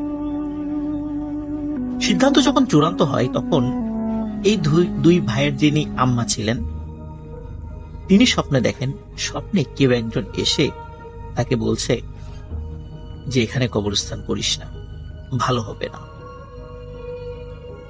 উনি যখন সকালবেলা ঘুম থেকে উঠে বিষয়টি সবাইকে বলেন এবং তার দুই সন্তানকেও খবরটি পৌঁছান, তখন তারা বলে স্বপ্ন তো স্বপ্নই, এগুলো নিয়ে চিন্তা করার কোনো প্রয়োজন নেই। যে পরিকল্পনা নিয়েছি সেটা করব, এবং এটা তো একটা ভালো কাজ, সওয়াবের কাজ, সুতরাং এখান থেকে পিছু হটার কোনো সুযোগ নেই। পরিকল্পনা অনুযায়ী কাজ শুরু হয়ে যায়। গ্রামে অনেক দরিদ্র মানুষ ছিল, যেহেতু তারা অনেকেই ফ্রিতে বাঁশগুলো কেটে নিয়ে যায়। আর যে বড় বড় মোটা মোটা কদম গাছ হয়েছিল, এই গাছগুলি গ্রামেরই একজন মানুষ, তার নাম হচ্ছে রুহুল আমিন, উনি একজন কাঠ ব্যবসায়ী ছিলেন। তিনি এটি খুবই নামমাত্র মূল্যে কিনে নেন। উনিও গরিব মানুষ ছিলেন, তো চিন্তা করলেন এই গাছগুলো কাটার জন্য তো অনেকগুলো শ্রমিক লাগালে তার খুব বেশি প্রফিট হবে না। তো এই জন্য চিন্তা করলেন যে যতগুলো শ্রমিক না হলেই না, ঠিক ততগুলোই নেবেন এবং উনি অধিকাংশ কাজগুলো করবেন। এরকমই পরিকল্পনা করলেন। যে রাত্রে উনি স্বপ্ন দেখেন, এই স্বপ্নটি ছিল এমন, কারণ এই রাত্রের পরের দিনই উনি গাছ কাটতে যাবেন, সবকিছু ঠিক ছিল। ওই রাত্রে উনি স্বপ্ন দেখেন কেউ একজন এসে বলছে, রুহুল, গাছগুলো কাটিস না, তোর ভালো হবে না, গাছগুলো থাক, এভাবেই থাক। রুহুল এই স্বপ্নের কোনো গুরুত্ব দেয় না। পরের দিন তার পরিকল্পনা অনুযায়ী গাছ কাটা শুরু করে। গাছ কাটতে থাকে। গাছ কাটার পর সেই গাছগুলো টুকরো টুকরো করে, নিজেও অনেক কষ্ট করে সেই টুকরোগুলো উঠে ভ্যানে উঠিয়ে সেগুলো আবার শহরে মানে সমিলে নিয়ে যায়। সেগুলো কবরস্থান তৈরি হয়ে যায়, সব ঝোপঝাড় কাটা শেষ হয়ে যায়। এর কয়েকদিন পরেই ওই গ্রামেরই একজন মানুষ, তার নাম হচ্ছে কালু, এই কালো নামের একজন ব্যক্তির লাশ দাফন করা হয়। কবরস্থানের পাশেই মসজিদ ছিল, পাঞ্জেগানা নামাজ সেখানে হতো, জুম্মার নামাজ হতো। ওই মসজিদে যারা নামাজ পড়তে আসতেন ফজরের, তো যেদিন লাশ দাফন করা হয় কালো মিয়ার, তার ঠিক পরের দিন ফজরের আজান হওয়ার পর অনেকেই মসজিদে এসেছে, আবার নামাজ হওয়ার পরে অনেকেই বাড়িতে চলে গেছে। কিন্তু কিছু মুসল্লি, ওনারা সূর্য ওঠা পর্যন্ত নিজেরা নিজেদের মধ্যে গল্প গুজব করছেন। সূর্য ওঠার পর যখন তারা বের হয়েছেন, তখন হঠাৎ দেখে এই কবরস্থানের ভেতরে প্রথম যে কবরটি হয়েছে কালু নামক একজন ব্যক্তির, ওনার কবরের পাশে মনে হচ্ছে সাদা লম্বা করে কিছু শোয়ার, সাদা কাপড় দিয়ে ঢাকা। মুসল্লিরা কৌতূহল হয়ে কবরস্থানের ভিতরে ঢুকে তারা যেটা দেখতে পান সেটা দেখার জন্য অবশ্যই তারা প্রস্তুত ছিলেন না। তারা দেখেন কালুর কবর খোঁড়া, কালুর লাশটি কবরের বাইরে রেখে দেয়া। তারা নিজেরা আলোচনা করছিলেন যে আচ্ছা, এটা নিশ্চয়ই কোনো শিয়াল বা অন্য কিছুতে করে থাকবে। আবার তারা লক্ষ্য করলেন যে শিয়াল যদি করেই থাকবে, তাহলে এই কাফনে মোড়ানো লাশের শরীরে কোনো ক্ষত নাই, কাফনের গায়ে কোনো ক্ষত নাই, একদম ঠিক যেভাবে লাশ দাফন করা হয়েছিল গতকালকে ঠিক তেমনই আছে। শিয়াল বা কোনো হিংস্র জন্তু যদি লাশ এখান থেকে টেনে তোলে, এরকম তো হওয়ার কথা না। কাপড় এক জায়গা থাকবে, ডেড বডি এক জায়গা থাকবে, লাশের গায়ে ক্ষত সৃষ্টি করবে, এলোমেলো থাকবে সবকিছু। কিন্তু মনে হচ্ছে খুব সুন্দরভাবে কোনো মানুষই এই কবরটি করেছে, সুন্দরভাবে বাঁশগুলো এক পাশে রাখা এবং লাশটা একটা পাশে সুন্দর করে রেখে দেয়া। তখন কেউ কেউ বলেন মনে হয় কোনো লাশ চোর বা কাফন চোর এরা এই কাজটি করতে পারে। তো কাফন চোর যদি করে থাকে, তাহলে কাফন তো নেয়নি, এটা কেন হলো? আবার লাশ চোর যদি এসে থাকে, তাহলে লাশেরও তো কোনো অঙ্গ প্রত্যঙ্গ তেমন কোনো ক্ষত দেখা যাচ্ছে না, তাহলে কে এই কাজটি করবে? তখন তারা চিন্তা করে হয়তো বা কাজটি করার চেষ্টা করতে গেছিল, মানুষজন চলে এসেছে, এই জন্য মনে হয় পারে নাই। যাই হোক, গ্রামের আরো কিছু লোকদেরকে ডাকা হয়, ডেকে ওই কবরেই আলুকে আবার কবরস্থ করা হয়। পরের দিন ফজরের নামাজের পর কবরস্থানের মধ্যে আবারও সেম ঘটনা দেখা যায়।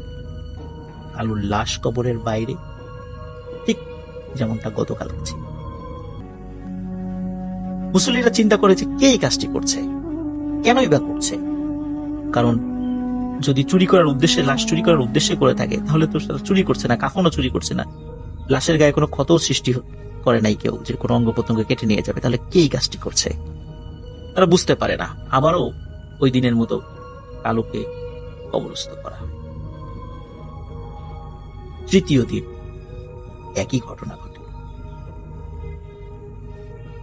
এবার গ্রামের লোকজন সমবেত হয়ে আলোচনায় বসে যে এই কাজটি কে করতে পারে। ওই সময় ওই জায়গাতে রুহুল আসে। এই 2 দিন কিন্তু রুহুল আসেনি এখানে, কিন্তু তৃতীয় দিন আসে। আসার পরে রুহুল বলে, যেহেতু বারবার লাশের মানে এই লাশটি কবরের বাইরে কেউ রেখে দিচ্ছে, এখানে কবর দেওয়ার দরকার নাই, অন্য জায়গায় কবর দিও। কিন্তু গ্রামের লোকজন বলে, কেন আমরা অন্য জায়গায় কবর দিব? যার মানে লাশটি এখানে দাফন করা হয়েছে কালুর, সে এইখানেই থাকবে। কিছু দুষ্টু লোকের কারণে তো আমরা এইভাবে একটা মানুষের লাশকে আরেক জায়গায় সরাতে পারি না। সেই সিদ্ধান্তই হয়, সেই সিদ্ধান্তই বহাল থাকে। কালুকে আবারও ওই একই কবরে রাখা হয়। অদ্ভুত ব্যাপার, চতুর্থ দিন কিন্তু আর কোনো ঘটনা ঘটেনি, একদম স্বাভাবিক। চতুর্থ দিন আর কালুর লাশকে কবরের বাইরে দেখা যায়। সবাই ভাবে যে ঝামেলা মনে হয় শেষ। এর কয়েকদিন পরে স্থানীয় আরেকজন ব্যক্তি, তার নাম হচ্ছে সমেদ, আসলে তার নাম হচ্ছে আব্দুস সামাদ, গ্রামের লোকজন তাকে সমেদ নামে চেনে। তো সমেদ নামে একজন ব্যক্তি, উনি মারা যান। মারা যাওয়ার পর তাকে দাফন করা হয়। অদ্ভুত ব্যাপার, পরের দিন একই ঘটনা ঘটে। সমেদের লাশ কবরের বাইরে, ঠিক যেমনটি কালুর লাশ ছিল। তারা চিন্তা করে আবার শুরু হয়েছে একই ঝামেলা, কে করছে এটা? খুব বিরক্ত হয়। এই খবরটি তখন বিদেশে থাকা ওই 2 প্রভাবশালী ভালো মানুষ, 2 ভাইয়ের কাছে পাঠানো হয়। তখন তারা দুজন বলে যে তোমরা এখানে পাহারা বসাও, কে এই কাজটি করে তাকে ধরো। পাহারার জন্য খুব সাহসী 4 জন করে মানুষ রাখো, এদের যত খরচ লাগে আমরা দিব, কিন্তু তোমাদেরকে ফাইন্ড আউট করতে হবে যে কে এই কাজটি করছে এবং এই ঘটনাটি বন্ধ করতে হবে। সত্যি তাই। সমেদ মিয়া মারা যাওয়ার পর যখন প্রথম দিন একই ঘটনা ঘটে, তাকেও ওই কবরে সমাহিত করা হয়। দ্বিতীয় দিন থেকে 4 জন সাহসী মানুষকে পাহারায় বসানো হয়। অদ্ভুত ব্যাপার, দ্বিতীয় দিন ফজরের আজানের সময় যখন মুয়াজ্জিন সাহেব এসেছে, তিনি দেখেন এই 4 জন ব্যক্তি কবরস্থানের মধ্যে বেঘোরে ঘুমাচ্ছে। তিনি আজান দিয়ে তাদেরকে ডাকাডাকি করার চেষ্টা করেন, কিন্তু কারোরই ঘুম ভাঙছে না। ততক্ষণে আরো কয়েকজন মুসল্লি চলে আসে, তারাও তাদেরকে খুব ডাকাডাকি করে, তাদেরও ঘুম ভাঙছে না।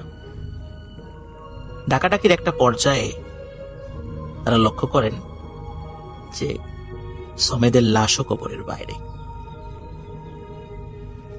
অনেক কষ্ট করে এই 4 জন পাহারাদারের ঘুম ভাঙানো হয়।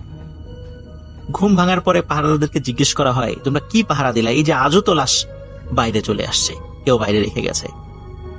তখন ওই 4 জন ব্যক্তি বলছেন যে আমরা ঠিকঠাক মতোই পাহারা দিচ্ছিলাম।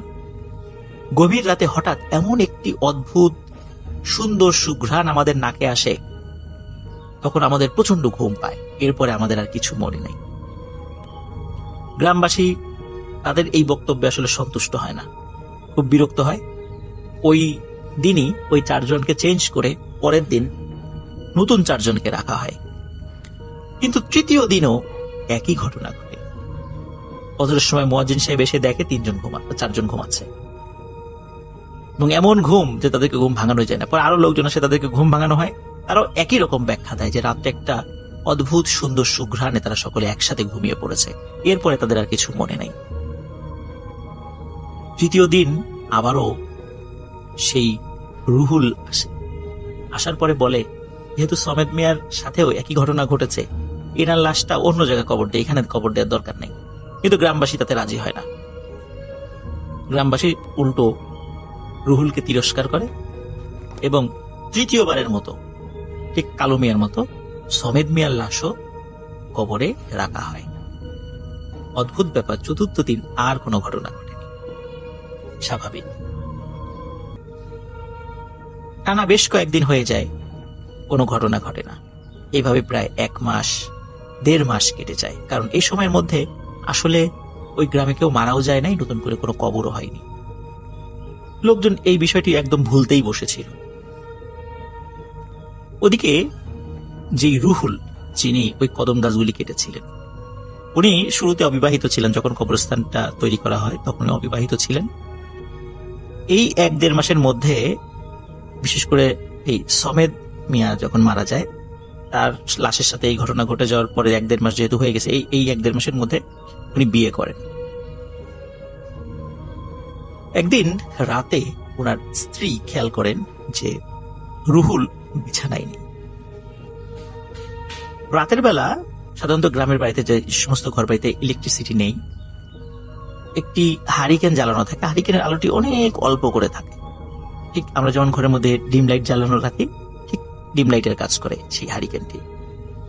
হারিকেনের খুবই আবসা আলোয় রুহুলের স্ত্রী লক্ষ্য করেন যে রুহুল ঘরে নেই। তিনি চিন্তা করেন যে ঘরে নেই, গরমের সময় ফ্লোরে ঘুমিয়েছে কিনা। ফ্লোরের দিকে তাকে যতটুকু বুঝতে পারেন আবসা আলোতে যে রুহুল ঘরে নেই।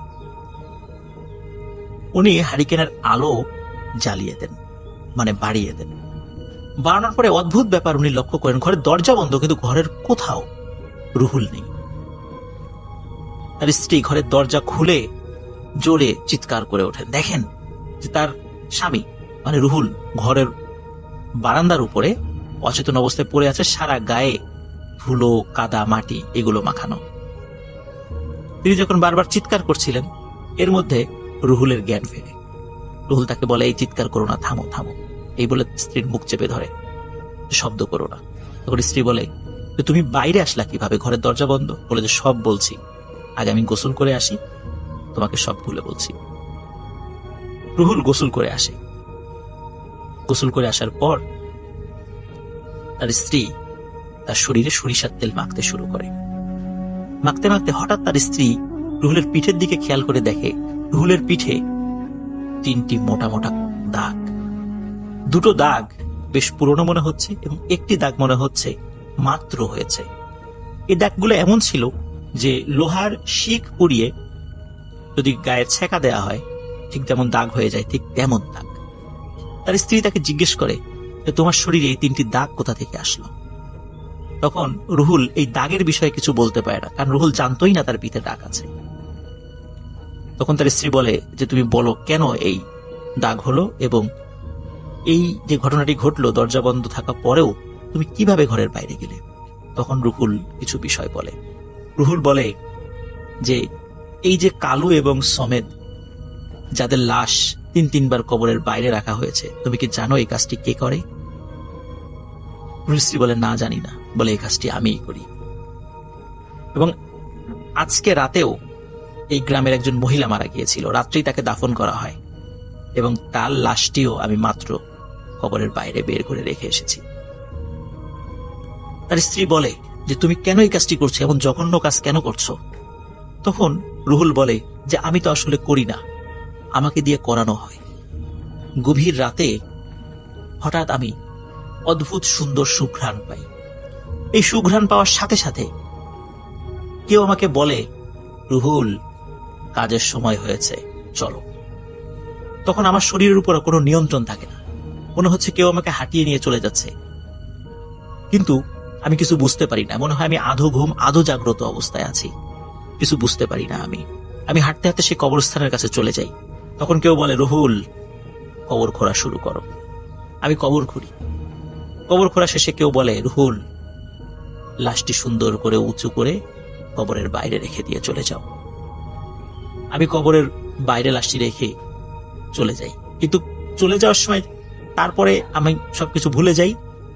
তারপরে আমি সেন্সলেস হয়ে যাই। যখন জ্ঞান ফেরে তখন আমি দেখি আমার ঘরের মেঝেতে পড়ে আছি, অথবা ঘরের বারান্দায় পড়ে আছি, অথবা কলপারে পড়ে আছি। প্রতিবারই একই রকমের ঘটনা ঘটেছে, কিন্তু এটি আমি ইচ্ছা করে করি না।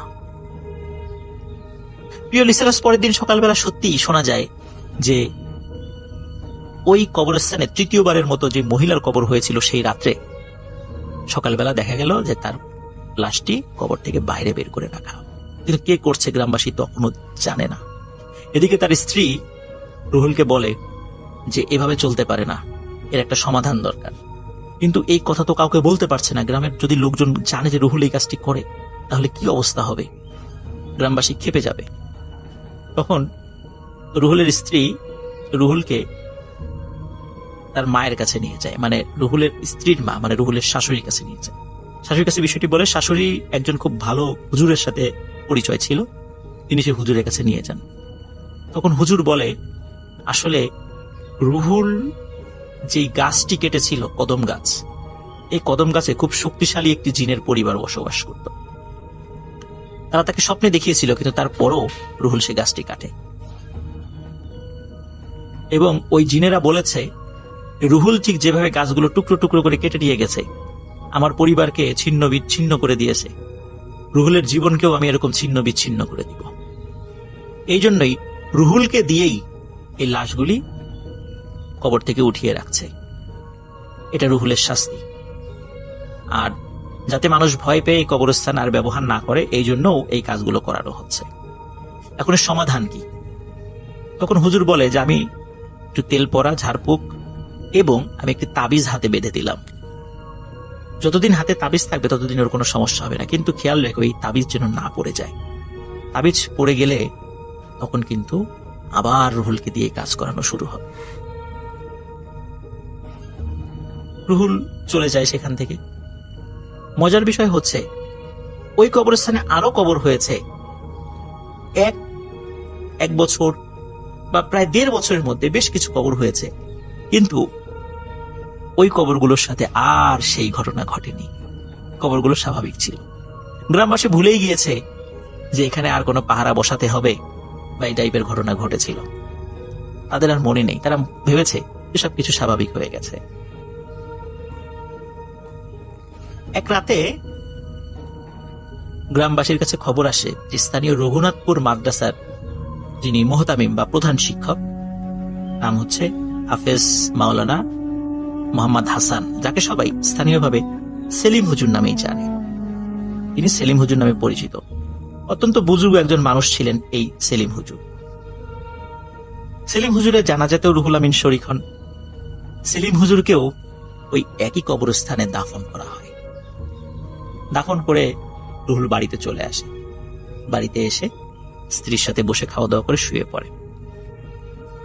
গভীর রাতে হঠাৎ তার স্ত্রী এবং রুহুল একই সাথে সেই অদ্ভুত সুন্দর সুঘ্রাণ তারা উপলব্ধি করে। তখন রুহুল বলে যে এই যে দেখেছো, এই শুনেছ যে সেই সুঘ্রাণ কিন্তু পাচ্ছি, আমাকে আবার কাজে যেতে হবে, আমাকে আর কেউ আটকিয়ে রাখতে পারবে না। তার স্ত্রী তখন খেয়াল করে রুহুলের হাতে সেই তাবিজটি আর নেই, হয়তোবা কোনো কারণে তাবিজটি খুলে গেছে। তার স্ত্রী স্পষ্টভাবে বুঝতে পারে যে সে তার নিজের উপরও কন্ট্রোল হারিয়ে ফেলেছে, মানে তার স্ত্রীও যে তার রুহুলকে বাধা দেবে সে ক্ষমতা তার নেই। রুহুলের স্ত্রীও অর্ধ জাগ্রত অর্ধ ঘুমে এমন অবস্থায় চলে যায়। সে খালি কিছুটা দেখতে পাচ্ছে যে রুহুল চলে যাচ্ছে ঘরের বাইরে। ওদিকে রুহুলেরও একই অবস্থা, তারও শরীরের উপর নিয়ন্ত্রণ নেই। কেউ রুহুলকে বলছে, রুহুল চলো, কাজ শুরু করতে হবে। রুহুল চলে যায়। রুহুল কবরের কাছে যায়। কেউ বলে, রুহুল কবর খোঁড়া শুরু করো। রুহুল কবর খোঁড়া শুরু করে। কবর খোঁড়া শেষে কেউ বলে, রুহুল লাশটি উপরে উঠাও। রুহুল যখনই লাশটি উপরে উঠায়, হঠাৎ ওই লাশটি তার একটি হাত দিয়ে রুহুলের হাতকে চেপে ধরে, এমন ভাবে চেপে ধরে মনে হচ্ছে যে রুহুলের হাড় গোড় ভেঙে গুঁড়ো গুঁড়ো হয়ে যাচ্ছে। এরপরে রুহুলের কিছু মনে নেই। পরের দিন ফজরের সালাতের পর মসজিদের মুসল্লিরা দেখে যে সেলিম হুজুরের কবর যেটা রাত্রে হয়েছিল, এই কবরটি খোঁড়া, মনে হচ্ছে কবরের এক পাশে একটা মাথা দেখা যাচ্ছে এবং দুইটা হাত দুই দিকে ছড়িয়ে আছে। লোকজন তাড়াতাড়ি কাছে যায়, কবরের কাছে গিয়ে দেখে যে রুহুল কবরের মধ্যে একরকম দাঁড়ানো অবস্থায় আছে, কিন্তু দাঁড়ানো অবস্থায় কবরের একটা পাশে সে অজ্ঞান হয়ে পড়ে আছে, মাথাটা বাইরে এবং দুইটা হাত দুই পাশে দিয়ে সে অজ্ঞান হয়ে পড়ে আছে। এবং কবরের ভেতরে সেলিম হুজুরের লাশ খুব সুন্দর করেই রাখা আছে, ঠিক যেমন আগের মতো, আগের রাতে যেভাবে রাখা হয়েছিল। রুহুলকে সেখান থেকে বের করা হয়, তার জ্ঞান ফেরানো হয়। গ্রামবাসী রুহুলের উপর প্রচন্ড ক্ষিপ্ত। সবাই বলে, রুহুল তুমি এরকম একটা কাজ করতে পারলা, তুমি এই কাজগুলো করতা? তখন রুহুল স্বীকার করে যে হ্যাঁ, আমি এই কাজগুলো করতাম, কিন্তু আমি করতাম না, কেউ আমাকে দিয়ে করাতো, আমি ইচ্ছা করে করি নাই।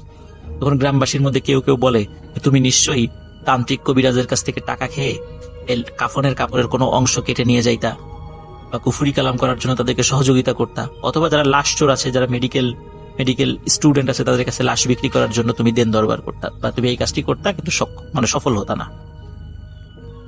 কিন্তু রুহুল সব কথা অস্বীকার করে। সে বারবার বোঝানোর চেষ্টা করে। কিছু কিছু লোক তো রুহুলকে মারার জন্য লাঠি নিয়ে চলে আসে, মেরেই ফেলবে, রুহুলকে পিটিয়ে মেরে ফেলবে। ওদিকে রুহুলের স্ত্রী খবর পেয়ে চলে আসে সেখানে, এসে সবাইকে বিষয়টি খুলে বলে এবং সাক্ষী হিসাবে যে হুজুরের কাছ থেকে তাবিজ এবং তেল পড়া পানি পড়া নিয়ে এসেছিল তাকেও তার রেফারেন্স দেয়া হয়। তার সাথেও যোগাযোগ করে ঘটনার যখন সত্যতা পাওয়া যায়, গ্রামবাসী বিশ্বাস করে এবং তখন গ্রামবাসী সেই দুই প্রভাবশালী ভাইকে সব বিষয় জানায়। সকলের সাথে পরামর্শ করে ওই দুই প্রভাবশালী ভাই একমত হন যে এখানে আর কোনো কবর দেয়া যাবে না। সেলিম হুজুরের লাশই এখানকার শেষ লাশ হবে। সত্যি তাই, ওই কবরস্থান এখন পরিত্যক্ত। সেলিম হুজুরের লাশই সেখানকার শেষ লাশ। এরপরে আর কোনো কবর এখন পর্যন্ত সেখানে দেওয়া হয়নি। সেই মসজিদও এখনো আছে, সেই পরিত্যক্ত কবরস্থানও এখানে আছে। কিন্তু যেহেতু দুই ভাই নিয়ত করেছিলেন যে একটি কবরস্থান দেবেন, এই কারণে শালনগর যে কেন্দ্রীয় যে কবরস্থান রয়েছে, এই কবরস্থানের পাশেই আরো জায়গা কিনে কবরস্থানটিকে সম্প্রসারণ করা হয়, যা এখনো রয়েছে। রুহুল বছরখানেক আগে মারা গেছে, তার স্ত্রী এখনো জীবিত আছে। আর যে দুই ভাইয়ের কথা বললাম, সঙ্গত কারণে তাদের নাম বলছি না, যদিও আলামিন আমাকে তাদের নাম বলেছে। দুই ভাইয়ের মধ্যে এক ভাই মারা গেছেন, আর এক ভাই এখনো বিদেশে আছেন। কিন্তু এই দুই ভাইয়ের যিনি প্রথম স্বপ্নে দেখেছিলেন, তিনি এখনো জীবিত আছেন। কেউ যদি ঘটনার সত্যতা যাচাই করতে চান, তাহলে নড়াইল জেলার লোহাগাড়া উপজেলার শালনগর ইউনিয়নে গিয়ে এই পরিত্যক্ত কবরস্থান সম্পর্কে যে কাউকে জিজ্ঞাসা করলে আপনাদেরকে তথ্য দেবে এবং দেখিয়েও দেবে। এই মসজিদের দীর্ঘদিন মুয়াজ্জিন ছিলেন রওয়াব মৃধা নামে একজন ব্যক্তি, যিনি আলামিনের নানা হন। আলামিনের নানার সাথেও অদ্ভুত একটি ঘটনা রয়েছে, যেটি এই সেলিম হুজুরকে কেন্দ্র করে। ঘটনাটি আমরা আমি রাসেল পরে আছি সাথে। আপনাদেরকে শোনাবো। আর শুরু Thank you হয়ে so গেল much ভূত আপনার FM, ঘটনার আপনাদের জন্য সবাইকে আপনাকে অনেক স্বাগত জানাচ্ছি ভূত FM এ আজকে। এবং যারা যেখানে আছেন আশা করছি যে আজকে যে স্টোরিগুলো আছে আমাদের কাছে সেগুলো শুনে আনন্দ পাবেন, ভালো লাগবে এবং এনজয় করবেন অনেক বেশি। তা এখন যেটা করব সেটা হচ্ছে সরাসরি চলে যাব আমরা আমাদের প্রথম অতিথি হিসেবে আছেন আজকে আফনান ভাই, তার কাছে চলে যাব এবং তার কাছ থেকে একটা ঘটনা শুনে আসবো। আশা করছি যে এই ঘটনাটা আপনাদের অনেক বেশি ভালো লাগবে। চলুন শুরুতেই চলে যায় আফনান ভাইয়ের কাছে। আসসালামু আলাইকুম প্রিয় লিসেনার্স এবং রাসেল ভাই, আশা করছি আপনারাও সবাই ভালো আছেন। আমি সরাসরি ঘটনাতে চলে যাচ্ছি। আমি সৌমিত্র রয় নামে একটা ছেলের ঘটনা জি, বলেছিলাম। আমার মনে আছে। জি জি জি। এই সৌমিত্র রয়ের দাদাবাড়ি হচ্ছে রাজবাড়ী জেলার বালিয়াকান্দি উপজেলার ভেলাবাড়িয়া গ্রামে। তার দাদা এখনো জীবিত আছেন, তার নাম হচ্ছে শ্রীবাস দাস। উনি মানে অনেকদিন আগে থেকেই গ্রামে একজন পরম শ্রদ্ধেয় ব্যক্তি হিসেবে পরিচিত এবং গ্রামের শুধু ওই গ্রাম না, ভেলাবাড়িয়া গ্রাম না, আশেপাশের প্রায় 10 গ্রামের মানুষ তার সততা, আচার আচরণের কারণে সবাই খুব সম্মান করত, ভালোবাসত। এই কারণে গ্রামের বিভিন্ন বিচার সালিশে তাকে ডাকতো। বিচার সালিশের ক্ষেত্রে তিনি দেখা যেতেন যে একদম খুব ন্যায়পরায়ণতার সাথে নিরপেক্ষ বিচার করতেন, যার কারণে সবার কাছেই তার বিচারটা ভালো লাগতো। এই বিচার কাজ করতে করতে দেখা যেত কখনো কখনো তার বাড়িতে ফিরতে অনেক দেরি হয়ে যেত। তো এমনই এক রাত, সময়টা ছিল, আমাকে যেভাবে বলেছে এক্স্যাক্ট সালটা বলতে পারেনি, তবে আমাদের স্বাধীনতা যুদ্ধের আগের ঘটনা এটি। উনি কোনো একটা গ্রামে বিচার করতে গিয়েছিলেন, কথা ছিল যে সন্ধ্যার মধ্যে ফেরত আসবেন, কিন্তু ওইখানে বিচার করতে করতে আর একটা গ্রাম থেকে, পাশের বাড়ি থেকে ডাক আসে যে ওইখানে আপনাকে যেতে হবে। এটা ওনার পরিকল্পিত ছিল না। উনি সেখানে যান। ওটা বেশ জমি জমা সংক্রান্ত একটা জটিল ব্যাপার ছিল, তো ওই কাজ করতে করতে দেরি হয়ে যায়, মানে শেষ করতে করতে রাত প্রায় 11টা, সাড়ে 11টা হয়ে যায়। আর ওই সময়টাতে গ্রামে তো বুঝতেই পারছেন, রাত 11:30 মানে বা 11টা মানে অনেক রাত। উনি ফিরছিলেন, যেহেতু ওনার রাত হয়ে গিয়েছিল, উনি স্বাভাবিক যে রাস্তাটা, ওই রাস্তা দিয়ে ফিরতে ওনার অনেক দেরি হবে। এই জন্য ওনার শর্টকাট একটা রাস্তা ছিল, ওইখানে একটা শ্মশান ছিল, শ্মশান সংলগ্ন একটা রাস্তা ছিল। উনি ওই দিক দিয়ে চিন্তা করেন ওই দিক দিয়ে যাই, যেহেতু রাত্রেবেলা উনি হরহামেশা আসা যাওয়া করতেন, টুকটাক ভয়ের ঘটনা ওনার কাছে একদম ডাল ভাতের মতো হয়ে গিয়েছিল। উনি আসছেন ওই শ্মশানের ওই দিক দিয়ে। শ্মশানের কাছাকাছি যখন চলে এসেছেন, হঠাৎ করে উনি দেখতে পান দূরে, মোটামুটি 30-40 হাত দূরে, বেশ লম্বা, 10-12 ফুট লম্বা একটি মানুষ হেঁটে আসছে। জ্যোৎস্না রাত ছিল, তিনি স্পষ্টই দেখতে পাচ্ছিলেন তার পরনে ছিল একটি ধুতি, সাদা ধুতি পরা ছিল এবং চুলগুলো অনেক বড়, দাড়িও আছে, বোঝাই যাচ্ছিল তার চুলে জট পাকানো, দাড়িতেও জট লেগে গেছে, কিন্তু চেহারা সুরত স্বাভাবিক মানুষের মতো। ওটা যখন আস্তে আস্তে কাছে আসে, তখন উনি দেখতে পান যে ওই লোকটি যে হেঁটে আসছিল, উনি হেঁটে আসছেন এটা ঠিক আছে, কিন্তু তার পা মাটি থেকে 2 হাত উপরে। উনি তো বুঝতে পারেন যে ইনি মানুষ নন, স্বাভাবিকভাবে উনি বুঝতে পারেন। আর ওই অবয়বটি হয়তো বা আশা করেনি যে কেউ তাকে দেখে ফেলবে।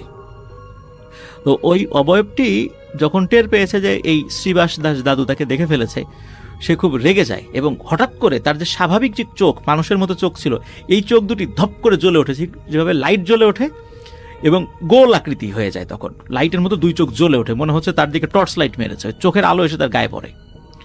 ওই অবস্থায় শ্রীবাস দাদু কি করবেন উপায়ন্তর বুঝতে না পেরে উনি খুব বিনয়ের সাথে বলেন, গুরুজি নমস্কার। যখন উনি বলেছেন গুরুজি নমস্কার, তখন এইটা বলার সাথে সাথে ওই যে অবয়বটি, তার চোখের ওই যে মানে ধপ করে ঠিক লাইট যেভাবে নিভে যায় ওইভাবে নিভে যায়, স্বাভাবিক চোখ হয়ে যায় এবং সে কিন্তু নমস্কারের উত্তর দেয় না। সে আবার ঘাড় ঘুরিয়ে যে পথ দিয়ে আসছিল সে পথ দিয়ে চলে যায়, কোনো উত্তরে দেয় না, কিচ্ছু না, চলে যায়। ঘটনা কিন্তু এই পর্যন্তই আপাতত।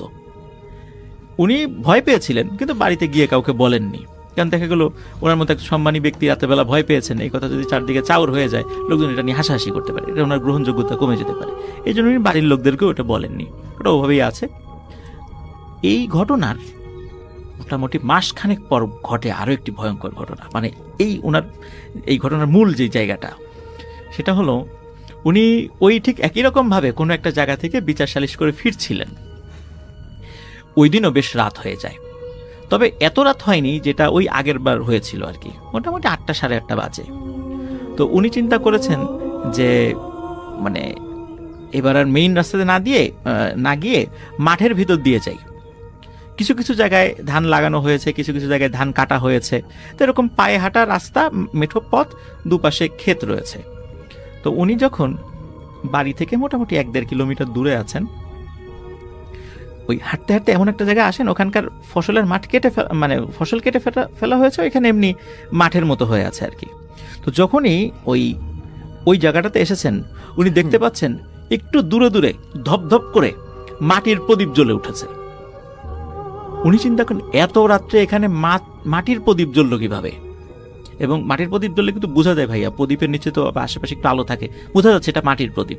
আর ওই সময় গ্রামে তো মাটির প্রদীপ ছাড়া অন্য কিছু ছিল না। তো উনি এটি দেখে ভয় পান। উনি চিন্তা করেন যে নিশ্চয়ই ওনার সাথে প্যারানরমাল কিছু হতে যাচ্ছে। তো উনি দ্রুত হেঁটে ওই মাটির প্রদীপগুলো অতিক্রম করার চেষ্টা করেন।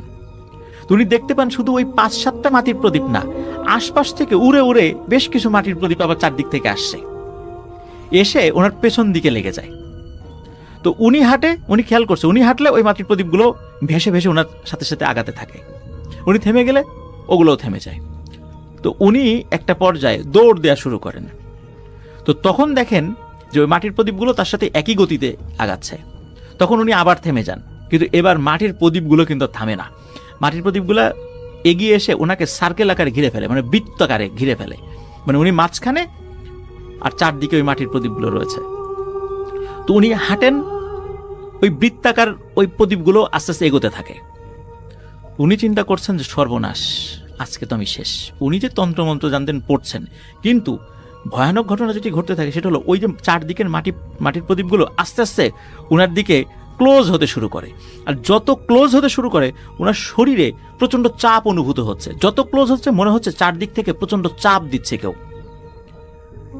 উনি চিন্তা করেন যে উনি আর চাপ নিতে পারছিলেন না। একটা পর্যায়ে উনি বুঝতে পারেন এই প্রদীপ একটা সময় যখন আমার কাছে চলে আসবে, আমার মৃত্যু অবধারিত।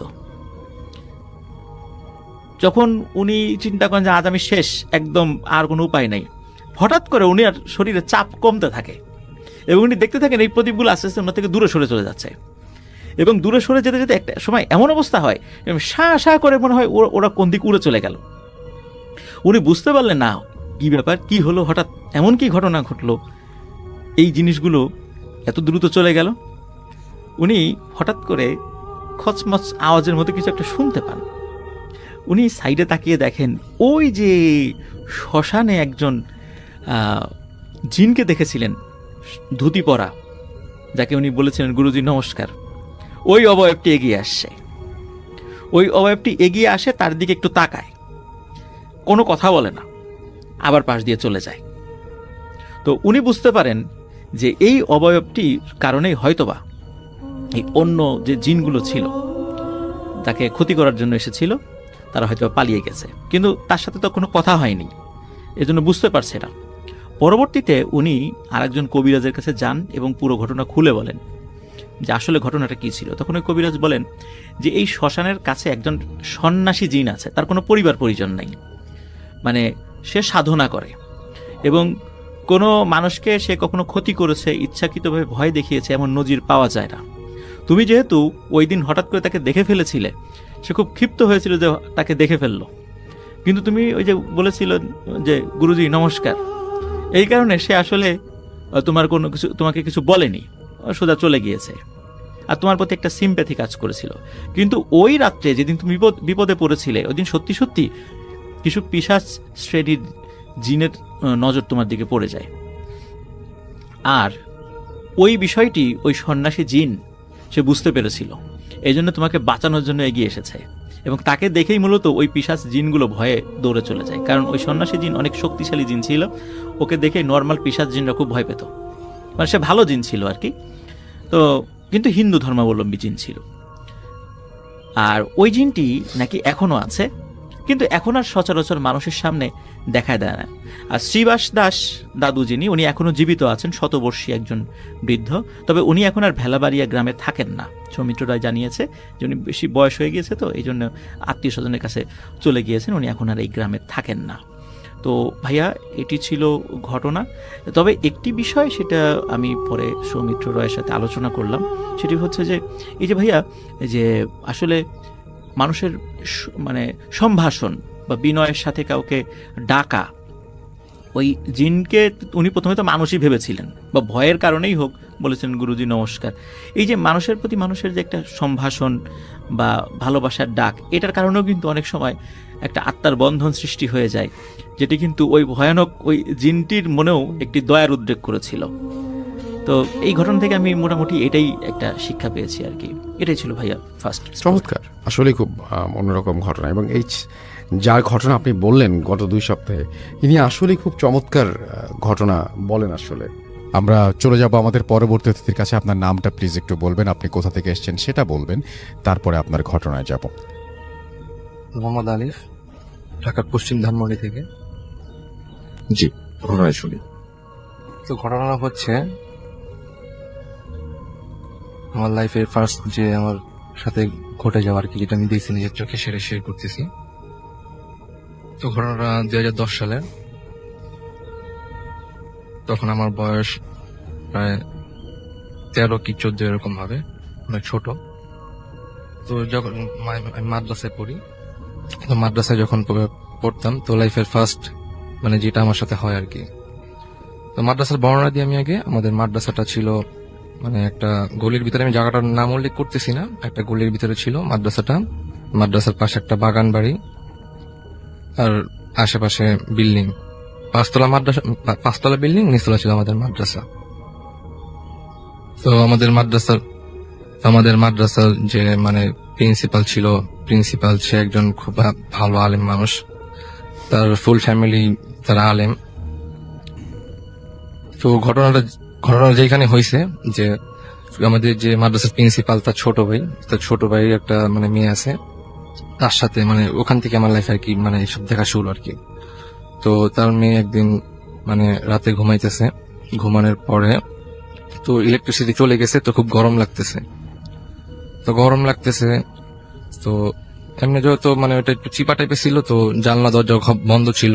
তো হঠাৎ বুঝতেছে যে মানে একটা খুবই বাতাস আসতেছে ওর রুমে। তো বাতাস আসতে হঠাৎ চোখ খুলে দেখে যে ওর খাটটা একেবারে সিলিং ফ্যানের সাথে। তো এটা দেখে ও চিৎকার করার পর উঠে বসার পর সাথে সাথে খাটটা নিচে পড়ে গেল। তো এটা দেখার পর সাথে সাথে রুম থেকে বের হয়ে গেছে। রুম থেকে বের হয়ে যাওয়ার পর এটা ওর আব্বা আম্মুকে বলতেছে যে আমি এরকম দেখছি। তো এটা হওয়ার পরে ওর আব্বা আম্মুকে একটা প্রসিদ্ধ হুজুরের কাছে নিয়ে যান। তো হুজুরের কাছে নিয়ে যাওয়ার পরে তো হুজুর ওকে কিছু পানি পড়া দেন, তাবিজ দেন, এবং তাবিজ দেওয়ার পর তো ওকে মানে প্রোটেক্ট করার জন্য ওর সাথে একটা জিন দিয়ে দেন। তো জিনটা মানে সাহাবী জিন ছিল, খুবই ভালো জিন, সাহাবী জিন ছিল। তো ওই জিনটাকে ওকে প্রোটেক্ট করার জন্য জিনটাকে ওর সাথে দিয়ে দেন। তো এরকম করতে করতে মানে ও খুব পাগলামি করে। তারপর হুজুরটা বললো যে আসলে মানে জিজ্ঞেস করছে আসলে কেন ওর সাথে হয়েছে। তো ওই হুজুরটা বলছে যে আসলে ওর উপর জিন চালান করা হয়েছিল, ওকে বান মারছে, তো এই কারণে ওর উপর মানে ওকে আমি প্রোটেক্ট করার জন্য একটা জিন দিয়ে দিচ্ছি, খুব ভালো জিন। তো ওই জিনটা যেভাবে বলবে আপনারা সেভাবে চলবেন। তো ওইরকমই আমরা এই ঘটনা শোনার পরে আমরা 2 দিন যাবত মাদ্রাসার ছাত্ররা আমরা খুবই ভীত ছিলাম, খুবই ভয়ে ছিলাম। আমাদের তো ঘুম, খাওয়া দাওয়া অনেক সবকিছু টোটালি অফ ছিল। কেন আপনাদের তা ছিল কেন? আমরা শোনার পরে, কারণ তারা থাকতো আমাদের মাদ্রাসা নিচতলা, তারা থাকতো দোতলা। আচ্ছা, তো এই জন্য আমাদের ভিতরটা ভয়টা কাজ করছিল। তো দ্বিতীয় দিন তার পরের দিন রাত্রে আমাদের আবার মাদ্রাসাটা বারান্দা ছিল, বারান্দায় আমরা পড়তাম না যদিও, কিন্তু তারপর আমরা ওখানে খেলতাম বা ওইখানে আমাদের অনেক কিছুই করতাম। তারপর আমরা সেটা যেতাম না, কারণ বাগান বাড়ি ছিল, আমরা একটু ভয় পাইতাম, কারণ ওখানে অনেক কিছু দেখছে, আমরাও শুনছি। তো ওই কারণে আমরা বারান্দায় রাতে আমরা যেতাম না, দিনের বেলা যা করার করতাম। একদিন রাত 12টার পরে দেখতেছি যে আমাদের ওই প্রিন্সিপাল হুজুর আর তার ছোট ভাই, সে একজন মুফতি সাহেব, খুব ভালো মানুষ, তারা 2 জন বসে বসে কথা বলতেছে। তো কথা বলতেছে পাশে একটা কলসি। তো আমরা বললাম যে এত রাতে তারা কলসি দিয়ে কি করে। আমরা আবার মাদ্রাসায় মানে যে আমাদের যে রুমে শুইতাম, ওই রুমে জানলা দিয়ে আমরা ফাঁক দিয়ে দেখতেছিলাম। হঠাৎ দেখলাম যে তারা কথা বলতেছে, কিছু দোয়া দুধ পড়তেছে, হাতে একটা কাগজ আর জাফরান একটা লাল কালি কলম। তো তো সে দেখলাম যে কারণ সময় ছোট অত কিছু বুঝতাম না আরবি, তো সে দেখলাম যে আরবিতে কিছু সংখ্যা সে লিখতেছে, কাগজে লিখতেছে আর ক্রস চিহ্ন দিয়ে দাগ দিতেছে লাল কালি দিয়ে। আর দাগ দেওয়ার সাথে সাথে কলসিটা আপনা আপনি মাটি থেকে 1 বিঘা উপরে আপনা আপনি শূন্য কলসিটা উঠে কলসিটা ঘুরতেছে। আমি এরকম জিনিস শুনেছি, আপনি নিজের চোখে দেখেছেন? অবশ্যই রাসেল ভাই, একেবারে আমার চোখে এখনো ভাসতেছে রাসেল ভাই। আমি মানে কিভাবে দেখছিলাম এটা, যে কলসিটা আপনা আপনি যে মাটি থেকে 1 বিঘা উপরে উঠে কলসিটা আপনা আপনি ঘুরতেছে। একটা শব্দ হইতেছে, এমন শব্দ যে একটা কলসি যখন মানে একটা জায়গায় ঘষা খায়, মানে কলসিটা ঘুরতেছে, যদি কলসিটা কোন জায়গায় ঘষা খাইতো তাহলে যে সাউন্ডটা হইতো ঠিক ওই রকম একটা শব্দ হইতেছে রাসেল ভাই। একেবারে নিজের চোখে দেখতেছি প্লাস কানেও শুনতেছি। তো এইটা দেখার পর তো রাসেল ভাই আমরা মানে হয়তো ওই সময় আমরা মানে বুঝতাম যে আসলে তো চোখে কখনো জাদু দেখি নাই, তো আমরা কি আসলে জাদুই দেখতেছি নাকি, মানে আমরা ওই সময় ভয়ও পাইতেছি না, আবার খুব ইন্টারেস্টিংও ছিলাম যে আসলে এটা কি দেখতেছি আমরা। পরে আমরা একসাথে যারা দেখতেছিলাম এগুলো আমরা বললাম কি আমরা যা দেখছি মানে আমি যে দেখতেছি তাই দেখতেছিস, আমি তো তাই দেখতেছি, কলসিটা ঘুরতেছে। তো এরকম একটা সংখ্যা দেখলাম যে লিখতেছে আর ক্রস দিতেছে, কতক্ষণ পর কলসিটা মাটির থেকে উপরে উঠে ঘুরতেছে, এরকম এরকম একটা শব্দ হইতেছে, আবার আস্তে করে নিচে নেমে যেতেছে। তারপরে আমরা কিছু বুঝতে পারিনি। তারপর আমরা 2 দিন যাবত আমাদের টোটালি সবকিছু অফ ছিল। তারপরে সব ঠিক হয়ে গিয়েছিল। তারপর আমাদের হুজুর বলছিল যে আমাদেরকে যে আসলে ওই দিন যা হয়েছিল তোমরা দেখছো, আসলে এটা হচ্ছে যে ওর উপর জিন চালান করা হয়েছিল। তো জিন চালান করা হয়েছিল ওর উপর। তো এটা করার কারণে একটা সংখ্যা দিছে, যে একটা লিমিটের মধ্যে একটা সংখ্যা দিছে, ওই সংখ্যা অনুযায়ী মানে একটা দোয়া পরে ফু দিছে যে যতগুলা এই সংখ্যার মধ্যে যতগুলা জিন আটকা পড়বে ততগুলা জিনই ওই ক্রস দেওয়ার সাথে সাথে কলসিটা যখন ঘুরে তখন ভিতরে গিয়ে জিনগুলা মরে যায় আর কি, মানে মেরে ফেলে আর কি, যেসব জিনগুলাকে চালান করা হয়েছিল। থ্যাংক ইউ ভেরি মাচ আপনার ঘটনার জন্য, আপনাকে অনেক ধন্যবাদ। আরো একটা ঘটনায় চলে যাব আমরা, এবং এই ঘটনাটা একটা অডিও ক্লিপ। চলুন শুনে আসি অডিও ক্লিপটি। আশা করছি এই অডিও ক্লিপটিও আপনাদেরকে অনেক অনেক আনন্দ দেবে। চলুন শুনে আসি। আসসালামু আলাইকুম রাসেল ভাই, আমি মুকুট বলছি বরিশাল থেকে। দূরত্ব এবং ব্যস্ততার কারণে আমার ঘটনাটা স্টুডিওতে এসে বলা সম্ভব হচ্ছে না, তাই আপনাকে রেকর্ড করে পাঠালাম। যদি ভালো লাগে তাহলে শ্রোতাদেরকে শোনাবেন আশা করি। আমি ঘটনায় চলে যাই। মূল ঘটনা বলার আগে আমার বাসার একটু বর্ণনা দেওয়া জরুরি। আমার বাসাটা হচ্ছে যে জায়গাটায়, এটা হিন্দু অধ্যুষিত এলাকা ছিল। মূলত জানা যায় এইখানটায় কুমার বাড়ি ছিল। কুমার মানে হচ্ছে যারা আসলে হাড়ি পাতিল তৈরি করে, তারাই ওইখানে তারা কালী পুজো করতে, এরকম একটা স্পেস ছিল। আমার যে বাড়িটা ওটার ভিতরে কালী মন্দির ছিল, এইভাবে শোনা যায়। এই বাড়িটাকে নিয়ে অনেক ঘটনা ঘটতো, এখনো ঘটে। তো আমি ওই ঘটনাগুলো পর্যায়ক্রমে পরে বলবো। এই ঘটনাগুলোর সাথে আমার ফ্যামিলির যারা মেম্বার আছে তাদের সাথেও পর্যায়ক্রমে বিভিন্ন রকম ঘটনা ঘটেছে। আমি ওই ঘটনাগুলো না বলে আমি আমার ঘটনাটা বলতে চাচ্ছি আজকে। আমার ছোট ভাইয়ের সাথে এই ঘটনাগুলো বেশি ঘটে। আমি এই ব্যাপারটাকে খুব লাইটলি নিতাম।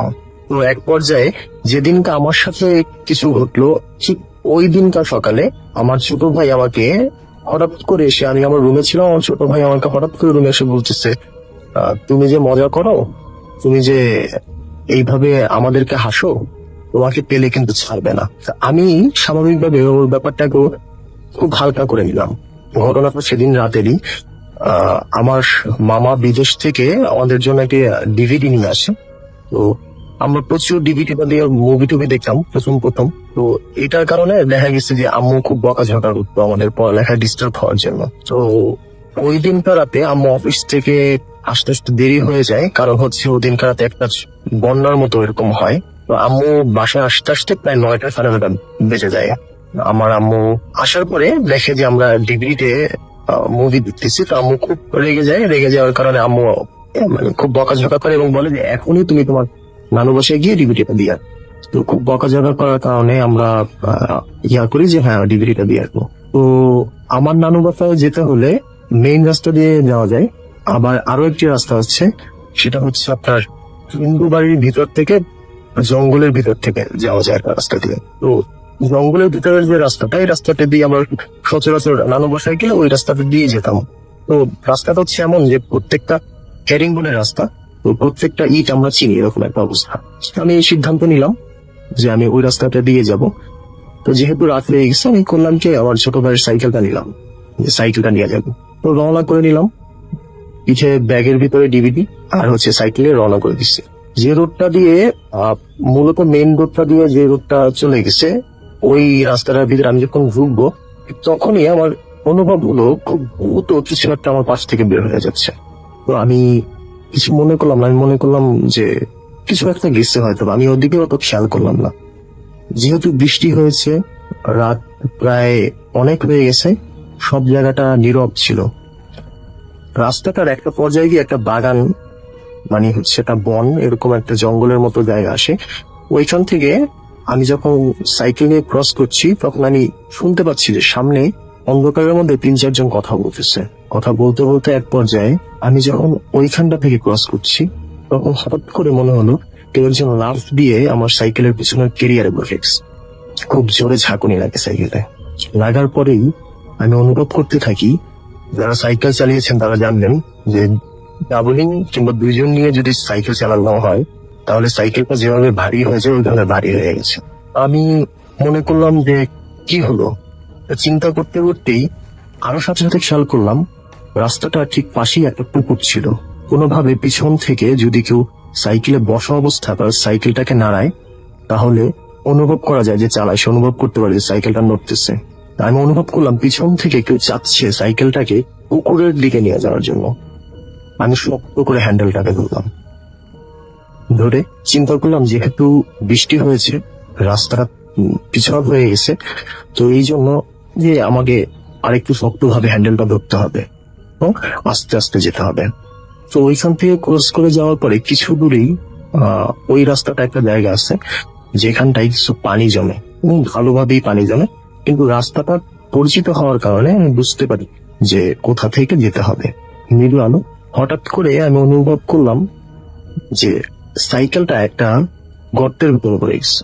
তো সাথে সাথে এইটাও চিন্তা করলাম যে এই রাস্তায় এত বড় গর্ত যে আমার সামনের চাকার প্রায় অর্ধেক রাস্তার ভিতরে ঢুকে গেছে, এরকম একটা অবস্থা। তো খুব বাজে অবস্থা, এরকম যে এই রাস্তার মধ্যে এই গর্ত কখনো তো আমি দেখি নাকি।